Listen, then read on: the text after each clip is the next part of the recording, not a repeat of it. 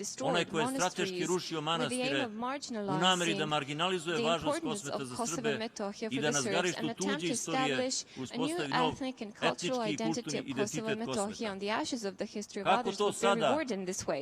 How is it possible that arsonists and destroyers with goals that clearly go beyond all ethic norms and established rules in which UNESCO is vested are now trying to project themselves as guardians and protectors?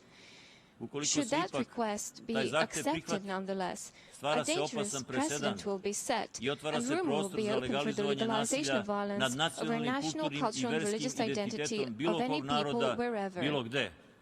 By defending the right of Serbia to preserve and present proudly its identity and cultural heritage as it has done for the past 11 years, by preventing the unscrupulous intention that one's heritage be stolen or ascribed to somebody else, you're defending the underlying principles of international law and human justice, as well as those on which UNESCO was founded. I therefore call upon all the presidents not to allow that the Serbian people be taken its soul, seized its essence, and have its monasteries in Kosovo and Metohija, its spiritual backbone, declared cultural heritage of the Albanian people in Kosovo and Metohija. Simply, this is neither truth nor historical and scientific fact. It is not justice. Peoples do not acquire history and civilization by snatching centuries of the existence of others or by bribing with Judas silver those to whom the history of others means nothing, who could not care less if the spiritual and cultural roots of one people, of us the Serbs in this case, are plucked from the areas that they have previously expelled us from. The United Nations must preserve its credibility and stand up to the injustice and evil that could be done to Serbia by the acceptance of this initiative. I'm confident that, as responsible statesmen and honorable men and women, we will reject the injustice and evil that might have a domino effect on other peoples and states in the future as well. Serbia talks to the representatives of the administration in Pristina. It will fulfill all its obligations under the UN Security Council Resolution 1244 and all its obligations under the agreements reached in Brussels thus far, but it will never, ever recognize the independence of the autonomous province of Kosovo and Metohija, part of its territory to which its existence is connected.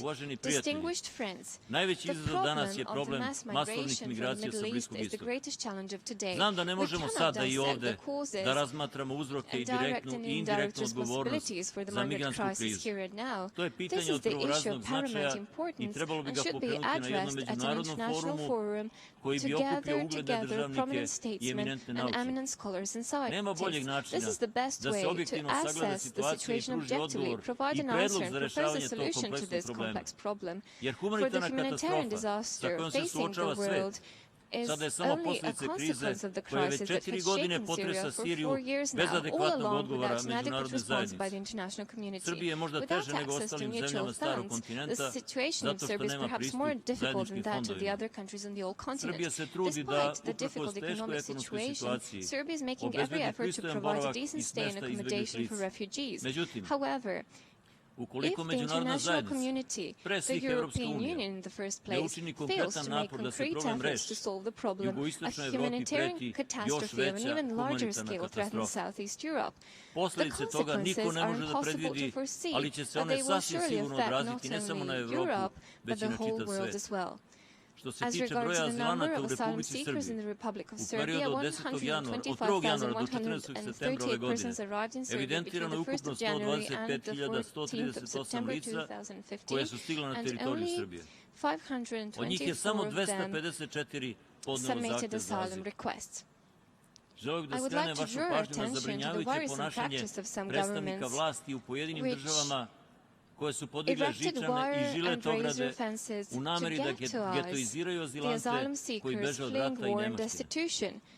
Takvo ponašanje je u suprotnosti sa Konvencijom o statusu izbjeglica i proklamovanom solidarnošću članica Evropske unije u vezi sa migrantima i dodatno otežava situaciju u onim zemljama koje poštuju međunarodno pravo i ponašaju se humano prema ljudima koje je zadesila nesreća.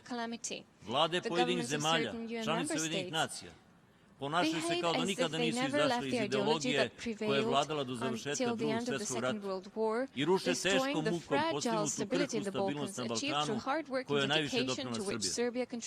Moja zemlja još od 2008. godine suočena sa dubokom ekonomskom krizom. Zato Srbija nije zemlja u kojoj izbjeglice mogu da ostvare nešto više od sopstvene bezbednosti i mi ćemo im je pružati ne obazirući se na to što pojedine države intervenišu i protiv ljudi koji se nalaze na teritoriji Srbije. Naše shvatanje humanosti, naše saosećanje sa ugroženim, naša želja da im damo sve ono čega imamo više nego što nam je u ovom času potrebno, ništa od toga neće biti smanjeno. Naše granice su otvorene da ih primimo i da ih pustimo. Tu nam nije potreban nikakav zakon, takav smo narod. Serbia is not a member of the European Union, but it implements consistently the proclaimed principle of solidarity, the fundamental value and the supposedly unconditional mainstay of the Union itself. I do not understand the selfishness, sometimes even the hatred for those who have nothing, that some individuals have come to nurture. If the rapid pace with which government leaders of some countries are losing control and composure are any clue, the situation can only become worse. We therefore need a comprehensive plan that will have to be implemented within the shortest possible time. Without such a plan, migrants will be left altogether to the mercy of human smugglers. Passivity and an increasingly inhumane treatment of migrants open a market for smugglers. The sequence of catastrophes to ensue in that case, from the Mediterranean to the British Isles, would be tragic, and the one in which more than 800 people died would be remembered just as one sad link in that sorry chain. Esteemed colleagues, even though it was not directly involved in the conflict in the territory of the former Yugoslavia in the 1990s, started and stage-managed in a similar way to the conflict in Syria, Serbia was labeled guilty. Even a resolution was submitted to the Security Council recently to stigmatize the Serbs as a paragon genocidal people, although such characterization of any people in the world is unjustifiable. The attempt failed. Owing to those members of the Security Council who were aware of the ulterior purposes and intentions of the sponsors of the resolution, as well as of its possibly disastrous consequences. What kind of genocidal criminals are we? Is that the image imparted by the footage of migrants, unfrighted and unworried only in Serbia, about the reaction of the people or the authorities unlike elsewhere in the region, or is it the image of a hospitable people with a kind heart? Have the Serbian citizens changed? They have not. The people of Serbia of all ethnicities have now and in the past been humane and hospitable, as well as good neighbors. Srbija danas, pored izbjeglica iz Sirije, Afganistana, Pakistana, Iraka, domovina više stotina hiljada izbjeglih i raseljenih lica sa područja bivše Jugoslavije. Među njima je najveći broj Srba, a ima i Bošnjaka, Hrvata, Roma i pripadnika drugih nacionalnosti. Some of these people have gone to third countries, while others continue to live in Serbia. We're still faced with the consequences of these migration changes as they alter the demographic, social and other structures of the country and society. Then and now, my country has not had much to offer to these destitute people who left their homes. It shared the little it had. Ladies and gentlemen, Serbia expects the United Nations member states očekuje odgovorno i humano ponašanje članica Ujedinjenih nacija. Trebalo bi da svi budemo svesni da će situacija u kojoj se nalazimo imati globalne posljedice. Civilizacija se nalazi na prekretnici. Evropa je na velikim iskušenjima. Sada je vreme da pokaže da li je i dalje lutonoša u primjeni ljudskih prava, poštovanju međunarodnog prava, ili će nastaviti da zatvara oči pred očiglednim duplim standardima i dopustiti da tekovine civilizacije važe samo za neke države i neke narode. Ravnopravnost ne važi samo u odnosima između pojedinaca, već i odnosima među državama. Za ravnopravnost svih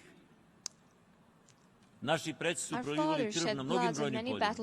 Oni su se borili za to da mi imamo slobodu da kažemo svoje mišljenje i da naš stav ima moć da promeni stvari. Sloboda i ravnopravnost su temeljni principi proklamovani u Povelji Ujedinjenih nacija, brojnim međunarodnim aktima i nacionalnim ustavima, zato ne dozvolimo da ostanu samo reči na papiru.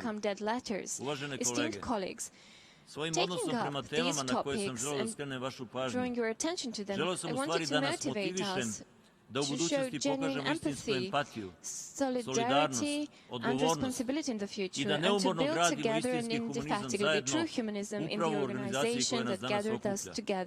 Želim da se naredne godine sretnemo na ovom mestu sa drugačijim porukama, ako ne rešenim, ono bar perspektivno načinjenim pomacima u rešavanju problema koji nas danas opterećuju. I would like us to be better every coming year. I would like the world to feel the ideas of liberty and equality, of humane and just society are not just empty rhetoric, but genuine resolve to implement them on this planet of ours. Thank you.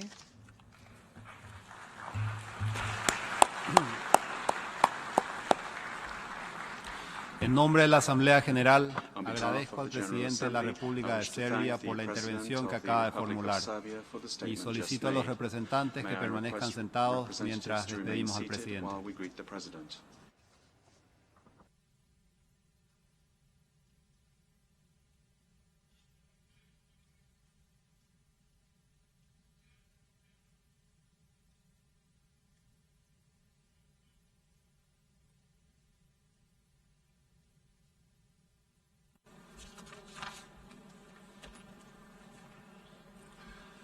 La Asamblea escuchará ahora el discurso del excelentísimo señor Ismail Omar Guelleh, presidente y jefe de gobierno de la República de Djibouti.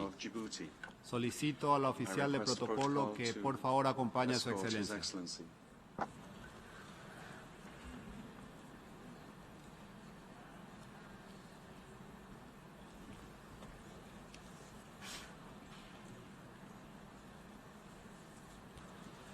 En nombre de la Asamblea General, tengo el honor de dar la bienvenida a las Naciones Unidas al excelentísimo señor Ismail Omar Guelleh, presidente y jefe de gobierno de la República de Djibouti, y lo invito a dirigir la palabra a la Asamblea. Bismillahirrahmanirrahim. Mr. President, Excellencies, ladies and gentlemen, Head of States, Secretary General of the United Nations, ladies and gentlemen, Assalamu alaikum wa rahmatullahi wa barakatuh. At the outset, allow me to congratulate His Excellency Morgan Zlikotep, as well as his country, the Kingdom of Denmark, on his election to the presidency of the General Assembly. With his wisdom and experience, I am confident that he will successfully steer the proceedings of this Assembly. I assure him of my delegation's cooperation and support. I would also like to extend my heartfelt thanks to His Excellency Sam Kutesa, who had just concluded the 69th session of this Assembly. Mr. Kutesa has worked tirelessly to promote the work of the General Assembly, and we are grateful to him for his dedicated services. Finally, I would like to thank our Secretary General, His Excellency Ban Ki-moon, for his leadership, dedication, and personal commitments towards advancing the agenda of this organization.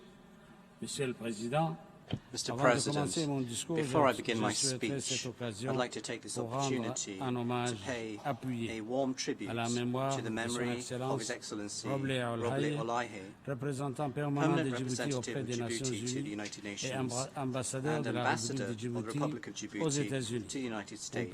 My country and I myself have lost a brother and a great patriot. The United Nations family has also lost a colleague and a friend. The late Roble Olaye was the perfect example of a seasoned and experienced diplomat. His career is impressive, his life rich in lessons, and his successes immense. I would like in particular to highlight his ongoing fight for economic and trade development for the African continent. He represented our country and all of Africa with pride. The grief and sorrow that we feel today following his death are alleviated by the many expressions of respect and compassion we have received from around the world and profoundly touched us. May God Almighty welcome him in eternal paradise. Amen. Mr. President, once again, it's a great honor for me to take the floor before this Assembly of Peoples to mark, together with men and women of all countries, races, languages, and cultures, le 70e anniversaire de la fondation de l'Organisation des Nations Unies. La Charte de l'Organisation des Nations Unies, lors de son élaboration en 1946, constituait un message d'espoir rédigé au lendemain d'un des chapitres les plus sombres de l'histoire humaine. Elle symbolisait en effet l'aspiration de la communauté mondiale à la paix et à la coopération. Cette année, mesdames et messieurs, nous célébrons non seulement le 70e anniversaire de notre chère organisation, ce qui constitue une date historique en soi, mais également le 20e anniversaire de la conférence de Pékin, ainsi que les 15 ans depuis l'adoption de la déclaration du millénaire. 2015 est une année cruciale. 2015 est une année porteuse de nombreux espoirs, malgré les efforts soutenus, engagés pour atteindre un monde de prospérité, d'équité, de liberté, de dignité et de paix pour tous les peuples. Nous savons tous, hélas, qu'il nous reste un long chemin à parcourir. Incontestablement, la communauté internationale reste confrontée à un éventail sans précédent de défis considérables, la pauvreté et la faim, la persistance du chômage et de violents conflits armés, le changement climatique. Et pas plus tard que l'année dernière, nous avons vu des systèmes de santé des pays frères dépassés face à de nouvelles menaces terribles telles que le virus de l'Ebola, tandis que de nouveaux défis ont émergé, menaçant en permanence la paix et la sécurité. Nous aurons l'occasion d'y revenir, mais permettez-moi pour l'heure d'aborder les conséquences de la fragilité macroéconomique dans l'économie mondiale et les défis multiples et multiformes posés à nos pays, ainsi que l'importance de l'instauration d'un système multilatéral commercial crédible et bénéfique pour tous. Monsieur le Président, le contexte économique et financier mondial reste plus que jamais préoccupant. La crise financière et économique de 2008 a eu des conséquences multidimensionnelles et un grand nombre de pays en développement continuent d'être confrontés à une situation macroéconomique difficile. Toute réponse destinée à résoudre cette situation devrait tenir compte des besoins spécifiques de l'Afrique et particulièrement des pays les moins avancés et veiller à ce que les engagements pris lors des rencontres internationales puissent être mis en œuvre. À ce titre, nous continuons à observer avec inquiétude les difficultés actuelles que rencontrent les États membres de l'OMC dans les efforts d'identification des voies et moyens de sortir les négociations du cycle de Doha de l'impasse et établir un programme de travail post-Bali significatif.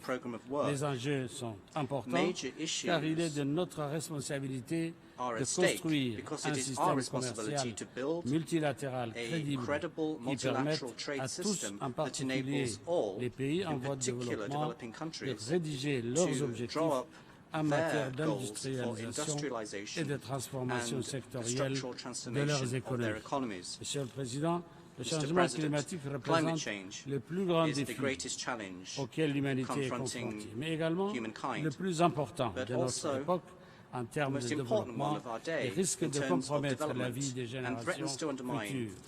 La multitude de réunions sur le changement climatique et le peu de progrès accomplis illustrent à quel point cette question est source de controverses et de divisions. Il est vrai que nos revendications, mesdames et messieurs, sont légitimes et compréhensibles, mais il est également vrai que l'Afrique a plus à perdre que d'autres. C'est pour cela que nous sommes disposés à assumer nos responsabilités en vue de réduire nos émissions et que nous souhaitons que le principe de la responsabilité commune, mais différenciée, soit scrupuleusement respecté.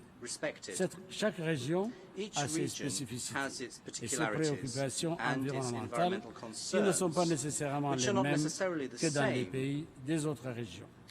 Mon pays, lui, est particulièrement exposé à de nombreux aléas naturels, les plus fréquents et les plus destructeurs étant les sécheresses et les inondations. La République de Djibouti, en dépit de sa contribution marginale à l'émission de gaz à effet de serre, contribue à l'effort mondial de lutte contre ce fléau ravageur. À ce titre, Nous avons récemment abrité une conférence en partenariat avec l'Institut pour le climat et l'énergie de la prestigieuse université de Yale, qui a développé un modèle climatique très pertinent et qui présente tous les scénarios sur les impacts des changements climatiques sur notre région. C'est dans cet esprit que nous avons proposé de créer et d'abriter à Djibouti un observatoire régional de l'environnement. Par ailleurs, mon pays s'est engagé depuis quelques années à conduire une politique d'exploitation des énergies renouvelables avec comme objectif affiché de bannir les énergies fossiles à l'horizon 2020. C'est la raison pour laquelle nous avons déjà réalisé avec l'Éthiopie un projet d'hydroélectricité et que nous avons d'ores et déjà commencé à exploiter le formidable potentiel géothermique, éolien, solaire et d'énergie marémotrice que possède notre pays. L'environnement est une donnée transversale et transnationale. Il nous faut en conséquence et en toute logique des politiques transversales, transnationales et interdisciplinaires à la hauteur de l'enjeu. Il est donc temps d'adopter des objectifs climatiques justes, équitables et scientifiques. Nous espérons que la COP21, qui aura bientôt lieu à Paris, marquera un tournant fondamental et décisif. Monsieur le Président, l'extrémisme violent est le produit d'une idéologie meurtrière qui prône ouvertement la destruction et l'élimination de l'autre au nom d'une prétendue conviction religieuse, alors que l'islam est une religion qui prône essentiellement l'ouverture, la tolérance et l'amour du prochain. Notre région, l'Afrique de l'Est, mesdames et messieurs, est l'une des premières régions à avoir été victime d'attaques terroristes.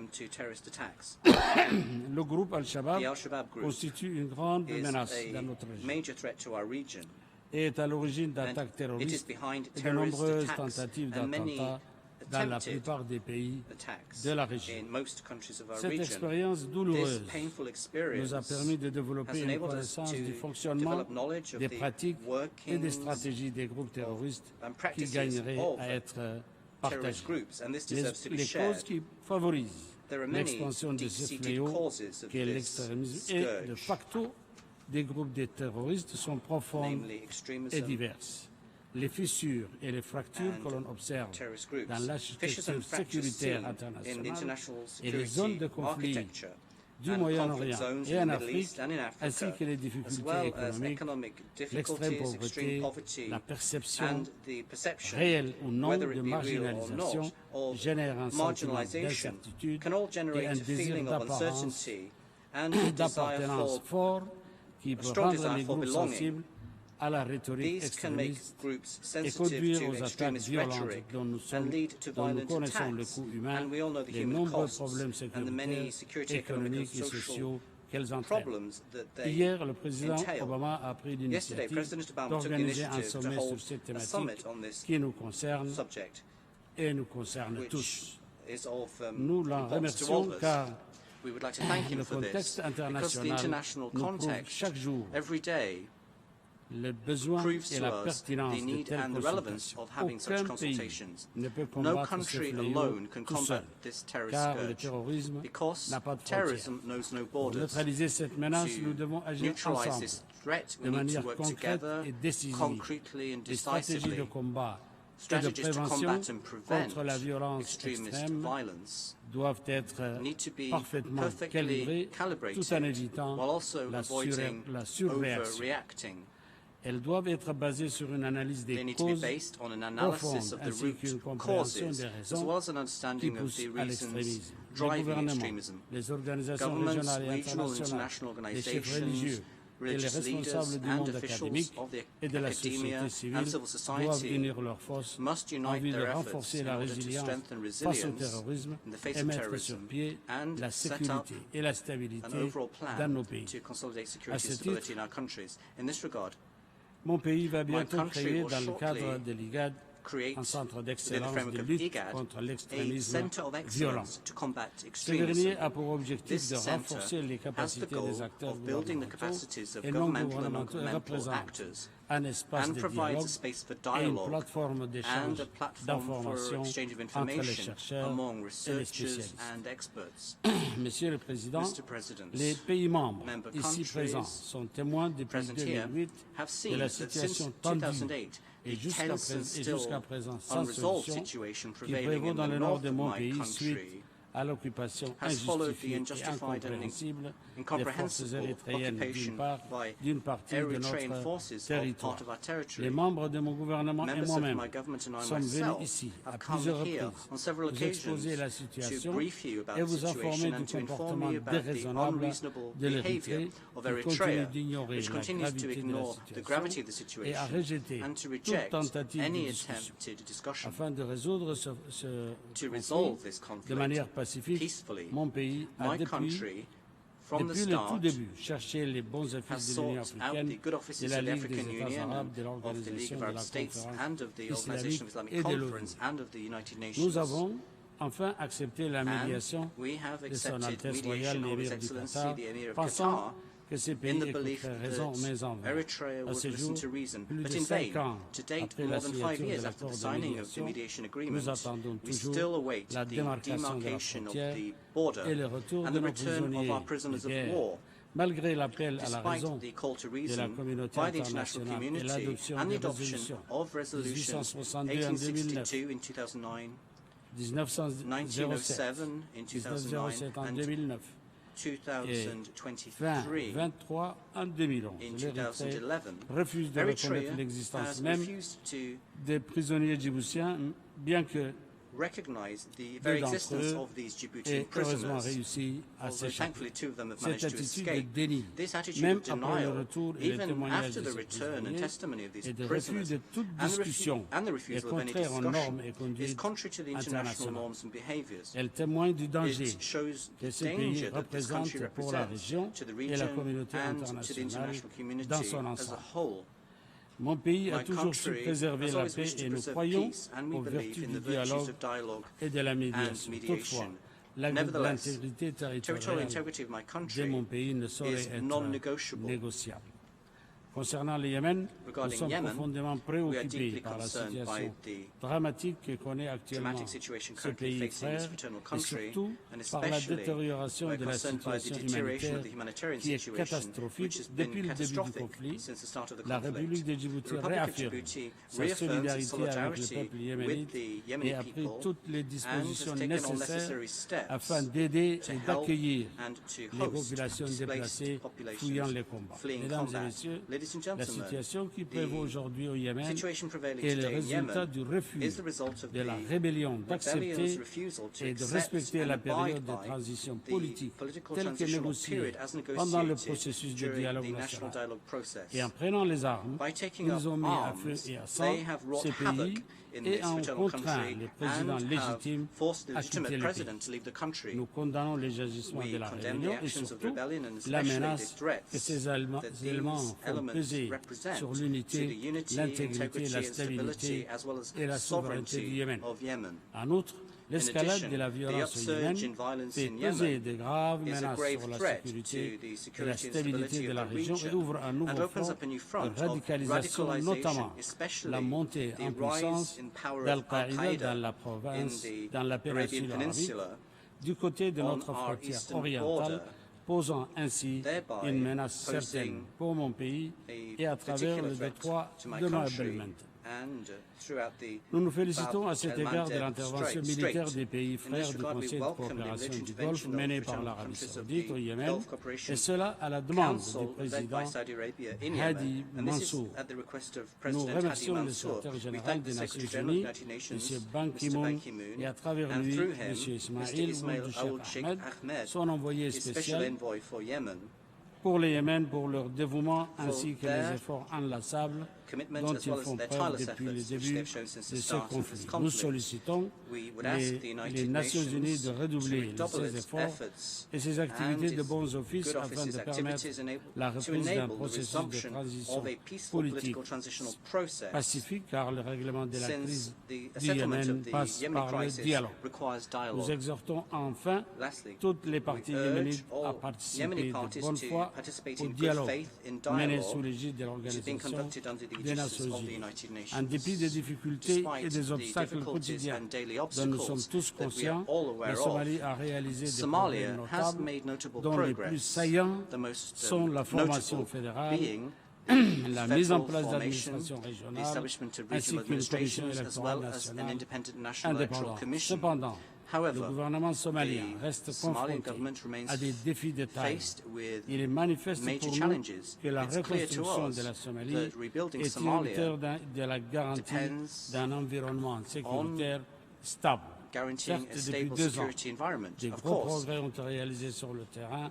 Toutefois, la menace extrémiste n'en subsiste pas moins au vu de la recrudescence des attaques de ces derniers mois. L'attentat contre l'hôtel Jazeera le 26 juillet en est la preuve. De tels attentats ont démontré que l'AMISOM ne peut se passer du concours des forces de sécurité somaliennes. C'est pourquoi je réitère notre conviction que la mise sur pied d'une armée somalienne convenablement équipée, formée, encadrée et surtout bénéficiant du financement nécessaire est un impératif. En effet, le projet d'intégration des éléments armés à une force régulière capable de répondre aux menaces pesant sur l'unité et l'intégrité territoriale de la Somalie devrait, à mon sens, être une priorité pour le gouvernement somalien comme pour la communauté internationale. Je profite de cette opportunité pour saluer les efforts inlassables et les lourds sacrifices consentis par les troupes de la MISOM et les forces somaliennes malgré la gravité de la situation sécuritaire. Monsieur le Président, l'ampleur de la souffrance palestinienne nous frappe dans nos chairs. Nous sommes tous conscients qu'après plus d'un demi-siècle de tragédie et de résistance, le peuple palestinien continue à subir l'occupation israélienne et à vivre dans des conditions inhumaines sous nos yeux. Chaque fois qu'une lueur d'espoir de reprise des négociations de paix apparaît, l'État israélien y met fin en relançant la construction de nouvelles colonies. Nous, en tant que gouvernement, nous, en tant que membres de l'Assemblée générale des Nations Unies, avons le devoir moral et la responsabilité politique de dire non et d'accorder à ce peuple frère le droit d'être libéré de toute occupation, le droit de vivre dans la dignité et la paix, le droit d'aspirer au but de tout un chacun comme nous tous, un État palestinien indépendant et viable avec Jérusalem-Est comme capitale, ainsi qu'une adhésion pleine et entière de la Palestine à l'ONU constitue un impératif pour la paix et la stabilité dans cette région et changera le cours et l'image de l'histoire. Monsieur le Président, il est indéniable que nous nous trouvons aujourd'hui à un moment crucial de l'histoire de notre organisation et que le monde dans lequel nous vivons est bien différent de celui de 1945. Il est également indéniable que cette évolution nous oblige à nous adapter aux réalités nouvelles et changeantes. À ce titre, la revitalisation de l'Assemblée générale et la réforme du Conseil de sécurité des Nations Unies revêtent une importance capitale. Nous nous félicitons à cet égard de l'adoption par l'Assemblée générale de la résolution sur la revitalisation dans ses travaux suite à la conquête majeure que constitue sa création par les pères fondateurs. Il nous faut poursuivre inlassablement notre quête pour concrétiser toutes les promesses que contient leur vision. S'agissant de la réforme du Conseil de sécurité, il est impératif qu'à l'aube du 70e anniversaire de l'organisation, le continent africain, qui compte le plus grand nombre de pays, puisse jouir d'une voix permanente dans la conduite des affaires internationales. C'est pourquoi mon pays réitère sa totale adhésion aux conclusions du sommet du C10 tenu le 9 mai dernier à Livingstone en Zambie, notamment la nécessité de poursuivre la promotion de la position commune africaine sur la réforme des Nations Unies et de préserver l'unité du groupe africain. Plus de 15 ans après son adoption, le consensus des îles Winnie garde toute sa pertinence. fully relevant, especially in this context where African issues, more than ever, are on the Security Council's agenda.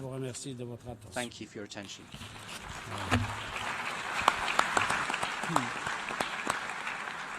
En nombre de la Asamblea General, agradezco al presidente y jefe de gobierno de Djibouti por la declaración que acaba de formular y les solicito que por favor permanezcan sentados mientras despedimos al presidente.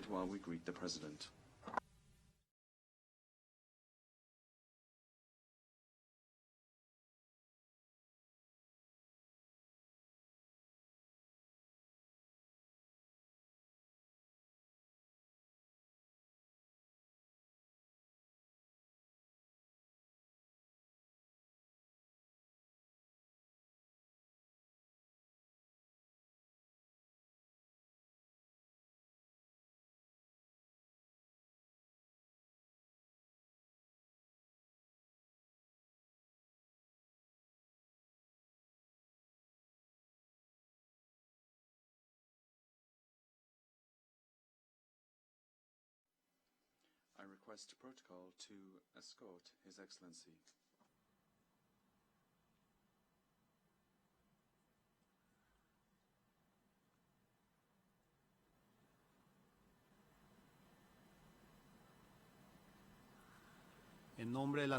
On behalf of the General Assembly, I have the honor to welcome to the United Nations His Excellency Jumali Sayason, President of the Lao People's Democratic Republic, and to invite him to address the Assembly.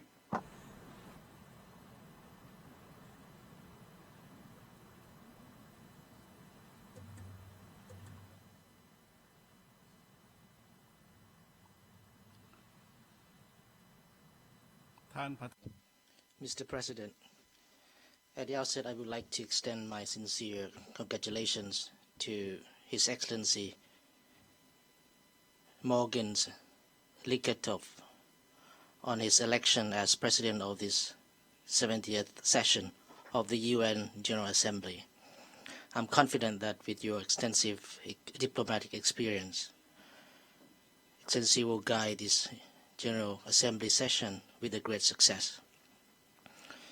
May I assure you our full support and cooperation to your Excellencies in the discharge of your noble duty.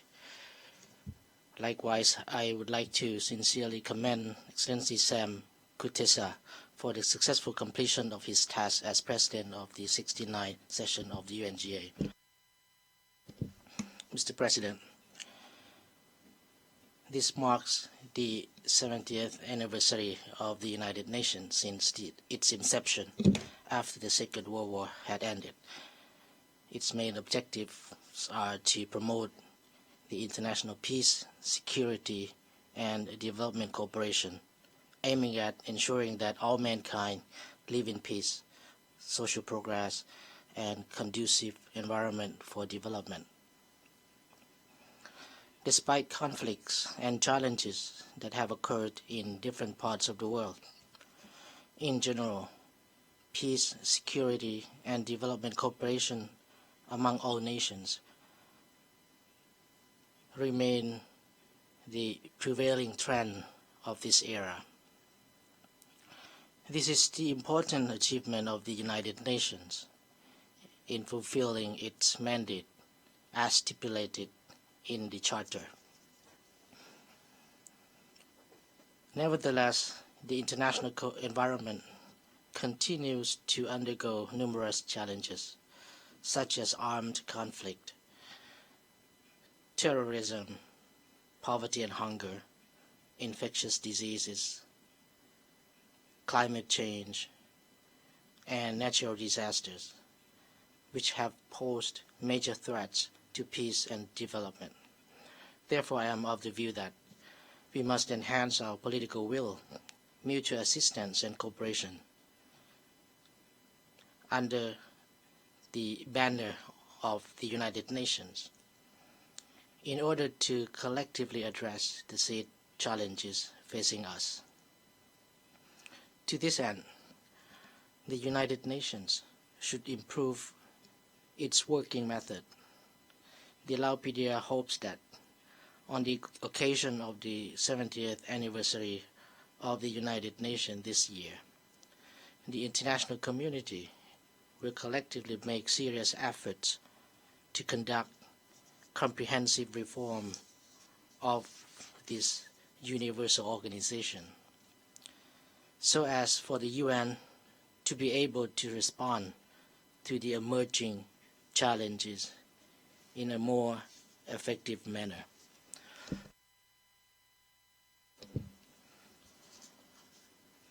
Mr. President, taking this opportunity, I would like to welcome the successful conclusion of the UN Summit on SDGs a few days ago, during which the 2030 Development Agenda was adopted, aiming at further addressing major challenges faced by the world today, including those off-track MDGs targets. Indeed, the new development agenda is the outcome of the open and inclusive intergovernmental negotiations. To realize these set goals and targets within the next 15 years, we need to honor our political commitment to strengthening global partnership and cooperation at all levels possible. Mr. President, today conflicts have often occurred in many regions of the world, which have caused major concerns for the international community. Therefore, it is important to find resolutions to restore peace and development to those regions. In this context, the Lao-PDR consistently supports peaceful settlement of conflicts in those regions. I therefore praise all parties concerned for reaching the agreement on Iran's nuclear program, which is of historic significance.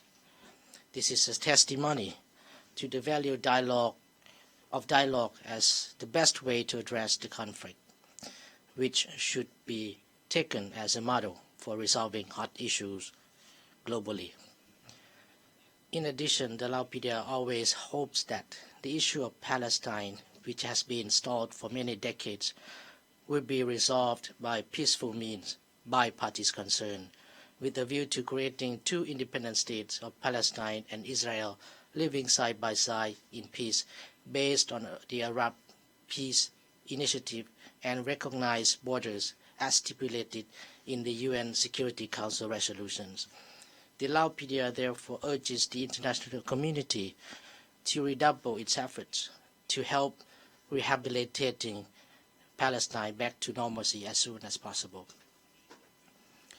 In the era of interdependence, cooperation and engagement are the key factors for peaceful coexistence and mutual benefit.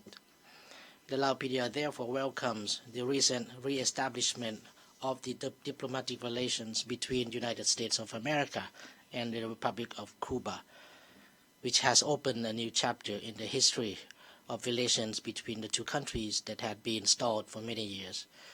The Lao-PDR does hope that the re-established relations would be further enhanced, leading to the end of the embargo, thus bringing about actual benefits to the people of the two nations, the region, and the world at large. Mr. President, climate change and severe natural disasters, which have occurred more frequently, have caused huge impact on the development of countries, especially developing countries, including the least developed countries that are most vulnerable due to the fact that of their limited infrastructure, insufficient technology, financial and human resources to respond and address to those phenomena. Therefore, it is incumbent upon the international community to help these vulnerable countries through, and among other things, building their long-term capacity to tackle the said challenges. We hope that the UN Climate Change Conference to be held in Paris later this year will be able to adopt various measures to address climate change in the coming years. Mr. President, Southeast Asian region now in the process of economic integration through different ASEAN cooperation frameworks with a view to building an ASEAN community by the end of this year, has continued to enjoy peace, stability, and constant economic growth. ASEAN has broadened its external relations with different countries and regional groupings at various levels, as well as within the United Nations. In 2016, the Lao PDR will have the honor to assume ASEAN chairmanship for the second time, which is the first year of ASEAN community. I do hope that the international community, especially the ASEAN dialogue partners, will continue to support ASEAN-led mechanisms in which ASEAN playing a central role in order for ASEAN to become a community based on ASEAN way and continue to be a regional grouping that contributes to the maintaining of peace, enhancing cooperation with other regions and the world at large. Mr. President, this year, 2015, marks the 40th anniversary of the establishment of the Lao People's Democratic Republic. Over the past 4 decades, we have gone through a period of healing the wounds of war and advancing our national development through the implementation of the 5-year national socio-economic development plans, in particular the 7th 5-year plan for 2011 and 2015, which will be completed by the end of this year. The achievements made during the past 40 years are attributed to many factors, but the most crucial ones are the political stability and social order. This has provided conducive environment for economic growth and steadily improve in the livelihood of the people. The Lao government has maintained its unswavering political will to fight against poverty, create prerequisites for lifting the country from the LDC status, and pursue the path of sustainable development through 3-level development known as Samsang, that is making a province a strategic body, a district a comprehensively strong body, and a village as development body, while enhancing its cooperation with development partners, which will pave the way for industrialization and modernization of the country.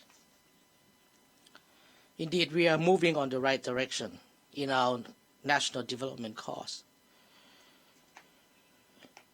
In addition, in the coming months, along with the 8th 5-year social and economic development plan 2016-2020, the Lao government will adopt a 10-year socio-economic development strategy from 2016 to 2025 and Vision 2030. Nevertheless, it is recognized that the Lao PDR will continue to face numerous challenges in the process of its socio-economic development. These include, among others, the impact of regional and global economic and financial crisis and natural disaster. I therefore call upon the international community development partners to continue rendering your support to the Lao PDR in order to achieve our sustainable development goals in the coming years. Although the Indochina War ended 4 decades ago, legacy of war continue to pose serious obstacles to our national development, especially in the agricultural production and the livelihood of the people, the development of infrastructure as well as investment programs in those UXO-contaminated areas. The clearance of UXOs as remnants of war will take a long time and requires huge resources. Recognizing such serious impact, the Lao PDR has been actively promoting the Convention on Cluster Munitions, or known as the Oslo Convention, that could prevent further the victimization of humankind. This year, the first review conference of the said convention took place in Croatia in early this month, with a view to stock-taking the progress and shortcomings in the implementation of this important convention. Taking this opportunity, the Laupedia calls upon those countries which are not yet party to the CCM to accede to this universal convention. At the same time, we also encourage friendly countries and international organizations to continue to provide funding and technical support in this endeavor.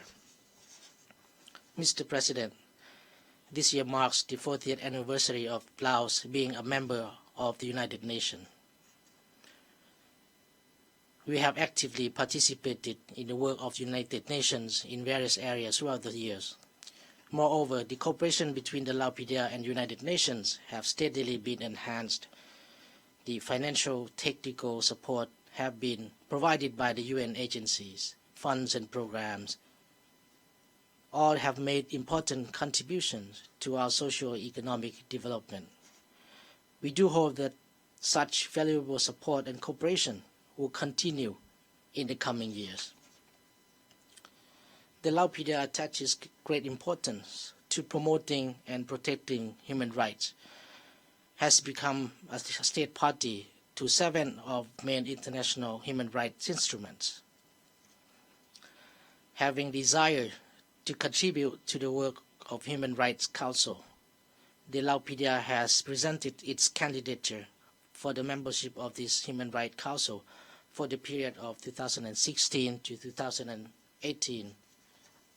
And we look forward to receiving support from member states and the opportunity to contribute to the work of the Human Rights Council. Mr. President, this year is of great historical significance for the international community, especially the adoption of the 2030 Global Agenda. I am of the view that this would mark an important milestone in realizing the aspiration of all mankind to live in peace, security, prosperity, and social justice, while protecting the environment and promoting sustainable development for the brighter future of the current and future generations. To this end, the Laupedia will actively contribute to the realization of the SDGs and targets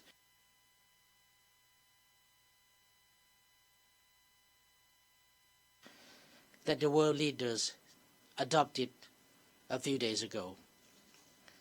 I thank you for your kind attention.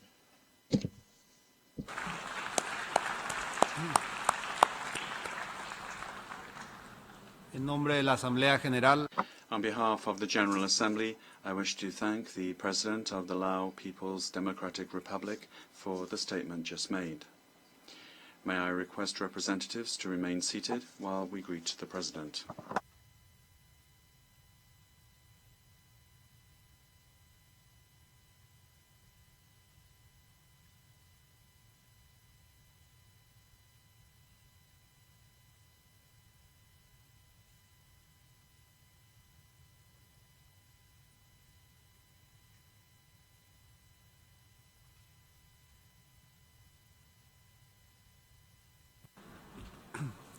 La Asamblea escuchará ahora al... The Assembly will hear an address by His Excellency Baron Divavesi Waka, President of the Republic of Nauru. I request protocol to escort His Excellency.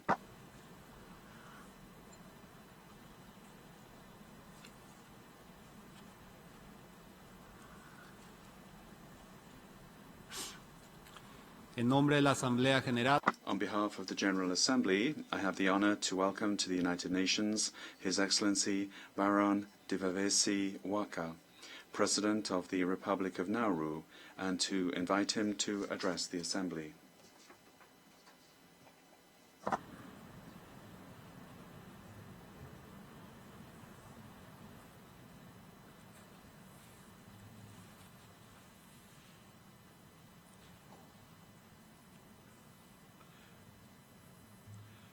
Mr. President, Excellencies, distinguished delegates. Mr. President, it is an honor to be here for the 70th anniversary of the United Nations. I can only marvel at the scale of this accomplishment. Not only has this institution grown from its original 51 members to its current 193, but it has also expanded its work to take on a remarkable number of issues facing the world. Our debate here provides an excellent opportunity to reflect on what has made this organization so successful. I believe the reason for this success can be summed up in a single word: legitimacy. Only with legitimacy could we expect leaders from around the world to gather here every September. Only with legitimacy can we expect the agreements we reach here to be implemented in the real world. However, legitimacy is a fragile thing. It takes decades to build, but can be lost in a blink of an eye. Therefore, preserving and strengthening the legitimacy of this institution must be at the center of work if the United Nations is to remain a powerful force of progressive change in the world. Therefore, to strengthen the legitimacy of the United Nations, I propose that the road ahead be guided by three principles: universality, adaptability, and accountability. We took an important step in this direction this week with the adoption of the 2030 Development Agenda, which demonstrates our ability to learn from past experience and create an approach better tailored to the needs and circumstances of all nations.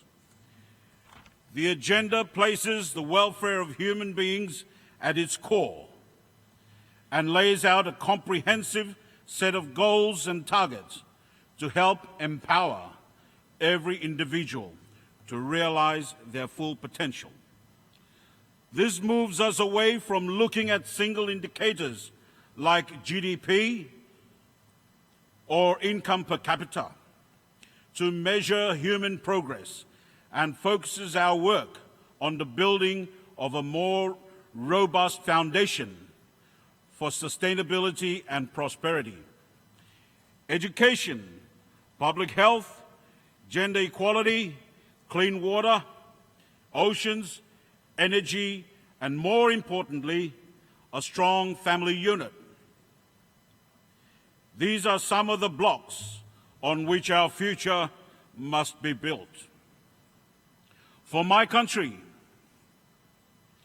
the ocean is the source of almost all development possibilities. Unlike large countries, we do not have a diversified portfolio of industries.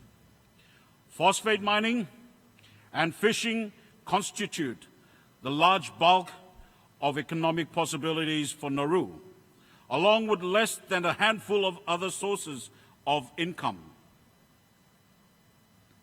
It is all the more concerning, therefore, when vessels come to our waters and engage in illegal, unreported, and unregulated IUU fishing.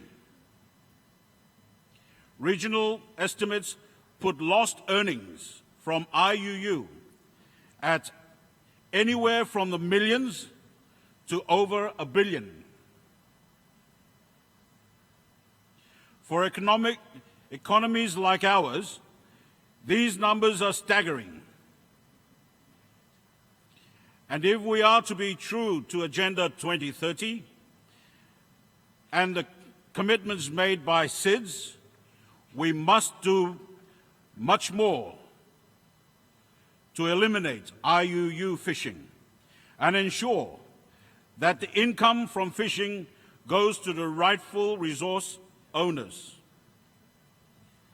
This and other issues from Agenda 2030 will require us to rethink the way we cooperate at the international level. Our international and regional bodies must be fit for purpose. The universality of this endeavor will require them to respect national differences and move away from one-size-fits-all strategies. Thematic silos must be replaced with cross-cutting networks. Implementing agencies at every level must become both more nimble and more robust. All partnerships, be they multilateral, bilateral, or public-private, must be based on mutual respect. A respect that recognizes genuine development partners, such as the Republic of China, Taiwan, a democracy that can contribute meaningfully towards development and prosperity in the world. Needless to say, Taiwanese technology and know-how can make a lot of difference towards helping the needy, and as such, I call for the inclusion of Taiwan in the development agencies of the UN. Mr. President, aid must be predictable and sustainable. It should not be wielded as a weapon to advance partisan political ends. Predatory relationships that pit one group against another have no place in the 2030 development agenda. History has demonstrated that openness and engagement have proven far more effective strategies for positive change than isolation and exclusion. Only in this environment can we hold one another accountable for its full implementation. This is the vision that Nauru has embraced for the 2030 Development Agenda. And we are taking steps to move forward back home. And like the United Nations itself, we will need to build strong domestic institutions to achieve our goals. And simply, their legitimacy will rest on their inclusiveness, their adaptability, and their accountability. Therefore, in the implementation of the 2030 Development Agenda, we must go beyond capacity building. We must engage in the difficult task of institution building. International and regional agencies and development partners should back these efforts with real resources that include long-term in-country engagement when appropriate, so that they leave behind durable domestic institutions run by a skilled national workforce. Nauru is asking for a lot from its development partners. We want to be better partners ourselves. And at the end of the day, implementation of the 2030 Development Agenda will mostly happen at the national and local level. On this note, let me thank our partners, Australia, Taiwan, Russia, Cuba, and others, for their support towards our sustainable development priorities. Our efforts to improve the legitimacy of international institutions must extend beyond those most directly involved in the 2030 Development Agenda. The Security Council, in particular, must better reflect the geopolitical realities of the world today, and therefore, the list of permanent and non-permanent members should be expanded. And we support the inclusion of Germany, India, Japan, Brazil, and others in the permanent category. In addition, the Security Council must continue to adapt and respond to the most pressing issues of today. For this reason, Nauru calls on the Security Council to make climate change a permanent agenda item. This should be supplemented by the appointment by the United Nations Secretary General of a special representative on climate and security. In addition, relevant organs of the United Nations should conduct an assessment of their capacity to respond to the security implications of climate change. The governance of the Bretton Woods institutions should also be made more representative, with developing countries given a greater presence. The global economy has become more reliant on the flow of international capital. And with the frequency of financial crisis increasing, the legitimacy of these institutions will continue to be tested. However, climate change will be the largest test of all of our international and domestic institutions. We have already seen how some climate impacts can overwhelm the capacity of even the most powerful among us. Clearly, a strong legal binding agreement in Paris is absolutely critical, with ambitious mitigation contributions from all countries. The agreement should be guided by a temperature goal of 1.5 degrees Celsius and consistent with our vision for a safe and secure world. It must also ensure climate finance is available for adaptation, particularly for the most vulnerable countries, and for dealing with the impacts that exceed our adaptation efforts. It should anchor an international mechanism on loss and damage.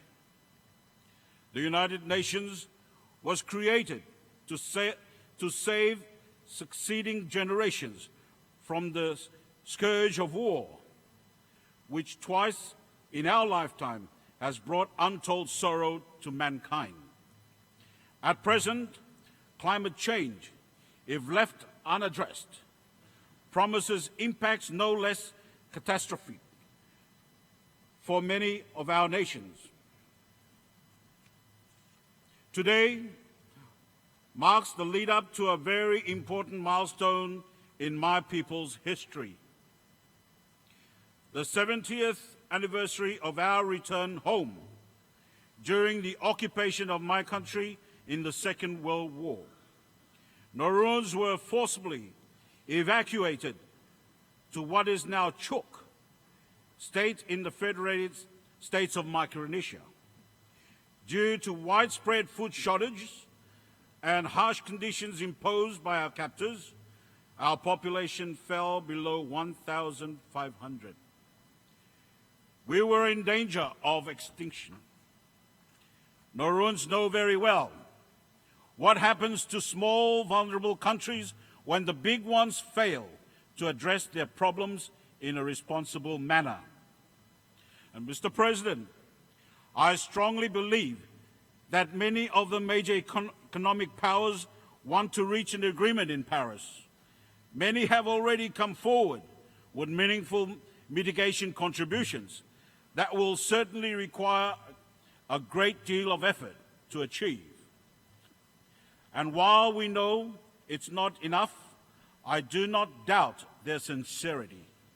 However, I'm starting to doubt whether they are willing and able to make the fundamental changes in their political and economic systems required to achieve our ambitious goal. The intense lobbying to accept an unsatisfactory outcome has already begun. And in the international process, this has often meant that we will be presented with a take-it-or-leave-it deal at the COP. Would such an agreement have any legitimacy? Can we solve the climate problem without it? Mr. President, the number 70 has biblical significance in the Christian faith, composed of the numbers 7 and 10. The number 7 often represents the concept of completeness, while the number 10 often refers to law and responsibilities. It is fitting that during the 70th session of the General Assembly, we will complete our work on a new set of global agreements to tackle the challenges of our generation. The number 70 can also represent a period of judgment. We stand at a critical moment in history as civilization outstrips the natural boundaries of our planet. Our response over the next few years will determine the fate of future generations for the next 1,000. Will we continue to march into inexorable decline, or will we join together to meet the challenges before us? Thankfully, we still have a choice, and the widespread recognition of the need for change. I heard over the past week gives me hope that we will make the right one.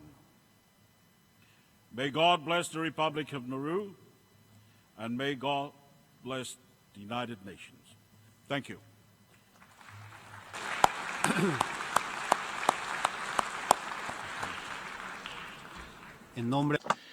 On behalf of the General Assembly, I wish to thank the President of the Republic of Nauru for the statement just made. May I request representatives to remain seated while we greet the President.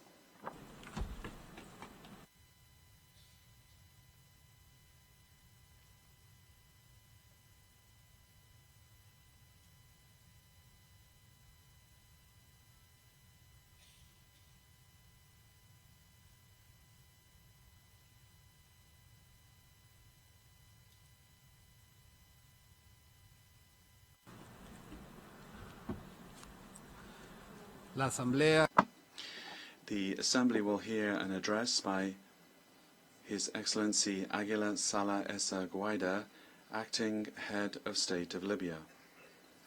I request protocol to escort His Excellency.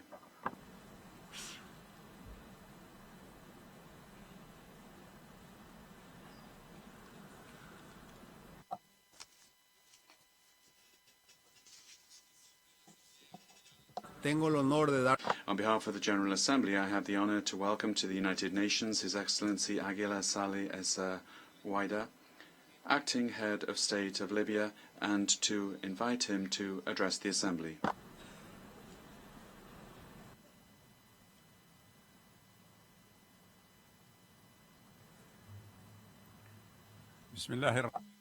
In the name of God Almighty, Mr. President, Excellencies, ladies and gentlemen, as the General Assembly gathers this year, we celebrate the 70th anniversary of the United Nations. Certainly, we have made a lot of achievements over the past 70 years in the economic field, in the protection of human rights, and in maintaining international peace and security. However, there were also failures by the organization due to the lack of appropriate structures to effectively deal with the continuous increase in the magnitude and number of the challenges as well as their nature compared with those that existed at the founding of the United Nations. It goes without saying that the maintenance of international peace and security remains the first priority for our organization. It is also the biggest challenge we face in an evolving world confronted by new complications such as terrorism, proliferation of armed conflicts, natural disasters, and climate change, all of which result in humanitarian crises which manifested themselves in different forms like refugees, displaced persons, and illegal migrants. The United Nations member states are in need now more than ever of consultation, cooperation, and mutual assistance in order to address common challenges and to ensure a better future for the generations to come. The Charter of the United Nations stipulates that the organization was established to save the future generations from the scourges of war. However, this goal remains elusive. Although armed conflicts between nations were reduced, however, the ideological, ethnic, and sectarian conflicts within states continue to spread dramatically. It is accompanied by unprecedented violations of human rights, over and above the spread of terrorist organizations. Its emergence is a key driver of conflict and instability in many countries, especially in the Middle East and Africa.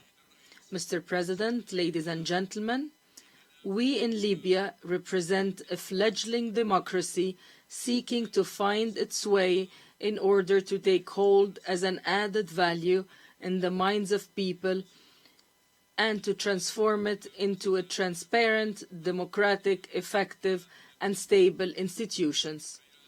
However, the spread of weapons and armed groups, some of which have turned into criminal and terrorist behavior, in addition to its exploitation by some people with personal interests, all resulted in the spread of chaos in the country and has weakened the central authority and constituted a real threat to the democratic transformation and encouraged the emergence of terrorist organizations and the recruitment of more foreign terrorist fighters.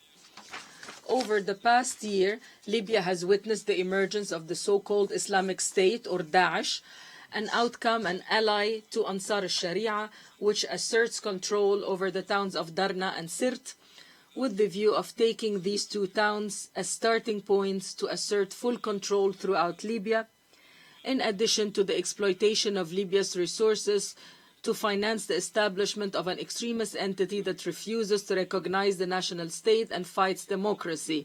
This entity aims to stretch from Mauritania to Bangladesh and making the whole region subject to the law of the jungle, claiming it as the rule of Islam. This ideology is totally rejected and resisted by the Libyan people, with all power available under the leadership of the legitimate authorities represented in the elected House of Representatives and the government emanating from it. These groups have been and still are an essential part of the militia alliance of Fajr Libya. This alliance has seized the capital, Tripoli, and repeatedly announces that it will continue to support Ansar al-Sharia in Benghazi while describing them as revolutionaries. We realize that all these terrorist and extremist groups are nothing but tools to implement policies of foreign countries, which yet are still providing them with arms and ammunition. Further, they also facilitated the arrival of foreign fighters to Benghazi, Sirt, and Darna in order to participate in the fight against the Libyan army that is locked in a fierce war to rid Libya of terrorism with whatever modest means it has at its disposal. Mr. President, ladies and gentlemen, the efforts of the Libyan authorities in the fight against terrorism in order to save Libya from terrorist crimes is being hampered by external support for terror, in addition to the continuation of the arms embargo, as well as the insistence of the United Nations Security Council in contradicting its decisions by the non-approval of the request for exemption from the arms embargo submitted by the Libyan government to arm the Libyan army. Unfortunately, some of the permanent members of the Security Council justify this as if to avoid the negative impact on the Libyan political dialogue, which we know has led to a draft political agreement accepted by the legitimate authority after it had made significant concessions and initialed by most of the parties involved on July 11th. However, the same agreement has been rejected by the so-called General National Congress,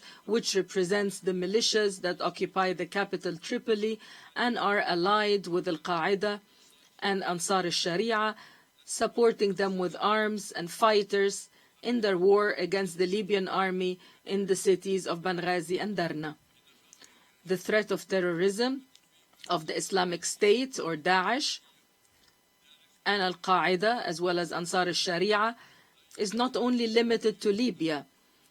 Terrorism sees Libya as nothing but a base rich of substantial resources that could be exploited to finance its operations in North Africa and the Sahel region, as well as Europe, if they control it.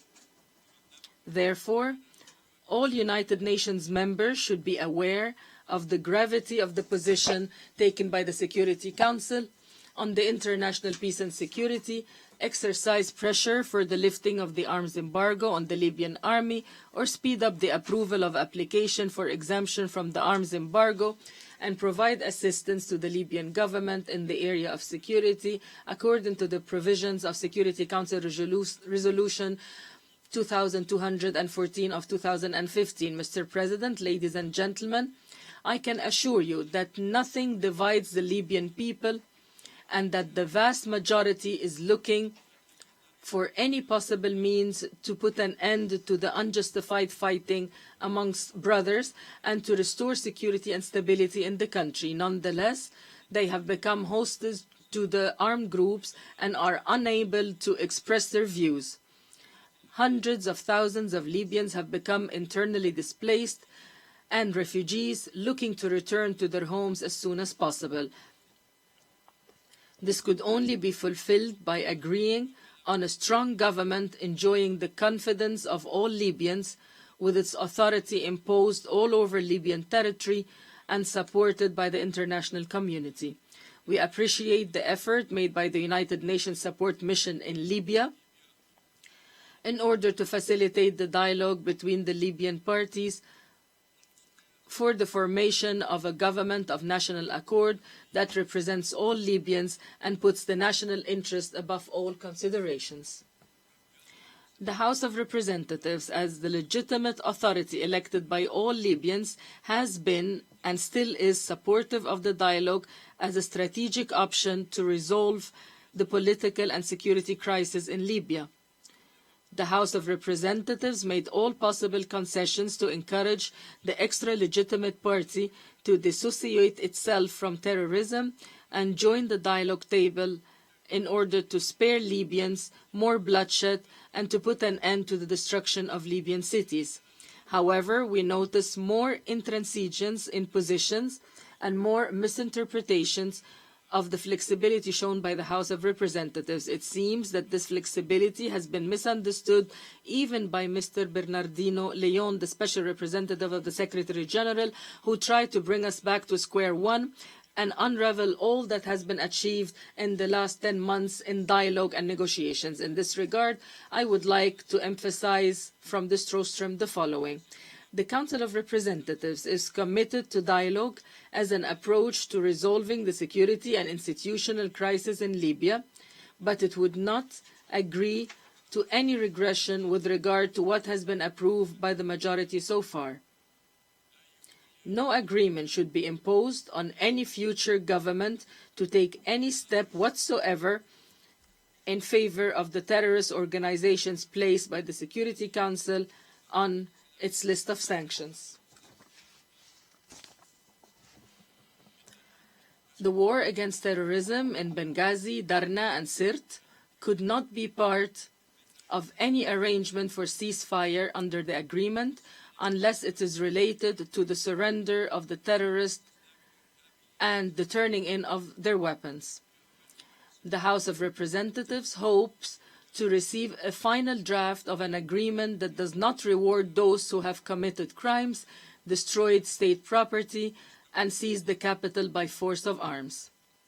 In the case of the continued intransigence of the General National Congress by rejecting the agreement, the House of Representatives calls on its boycotting members to advance the national interest and the interests of their constituents on any other matters. They are called upon to disassociate themselves from the extremist militias and to join the House of Representatives to participate in the selection of an inclusive government of national accord apart from the terrorist groups and call on the international community to push in this direction. Mr. President, ladies and gentlemen, the Mediterranean Sea has witnessed this year an unprecedented wave of illegal migration coming from Africa and Asia and heading towards Europe.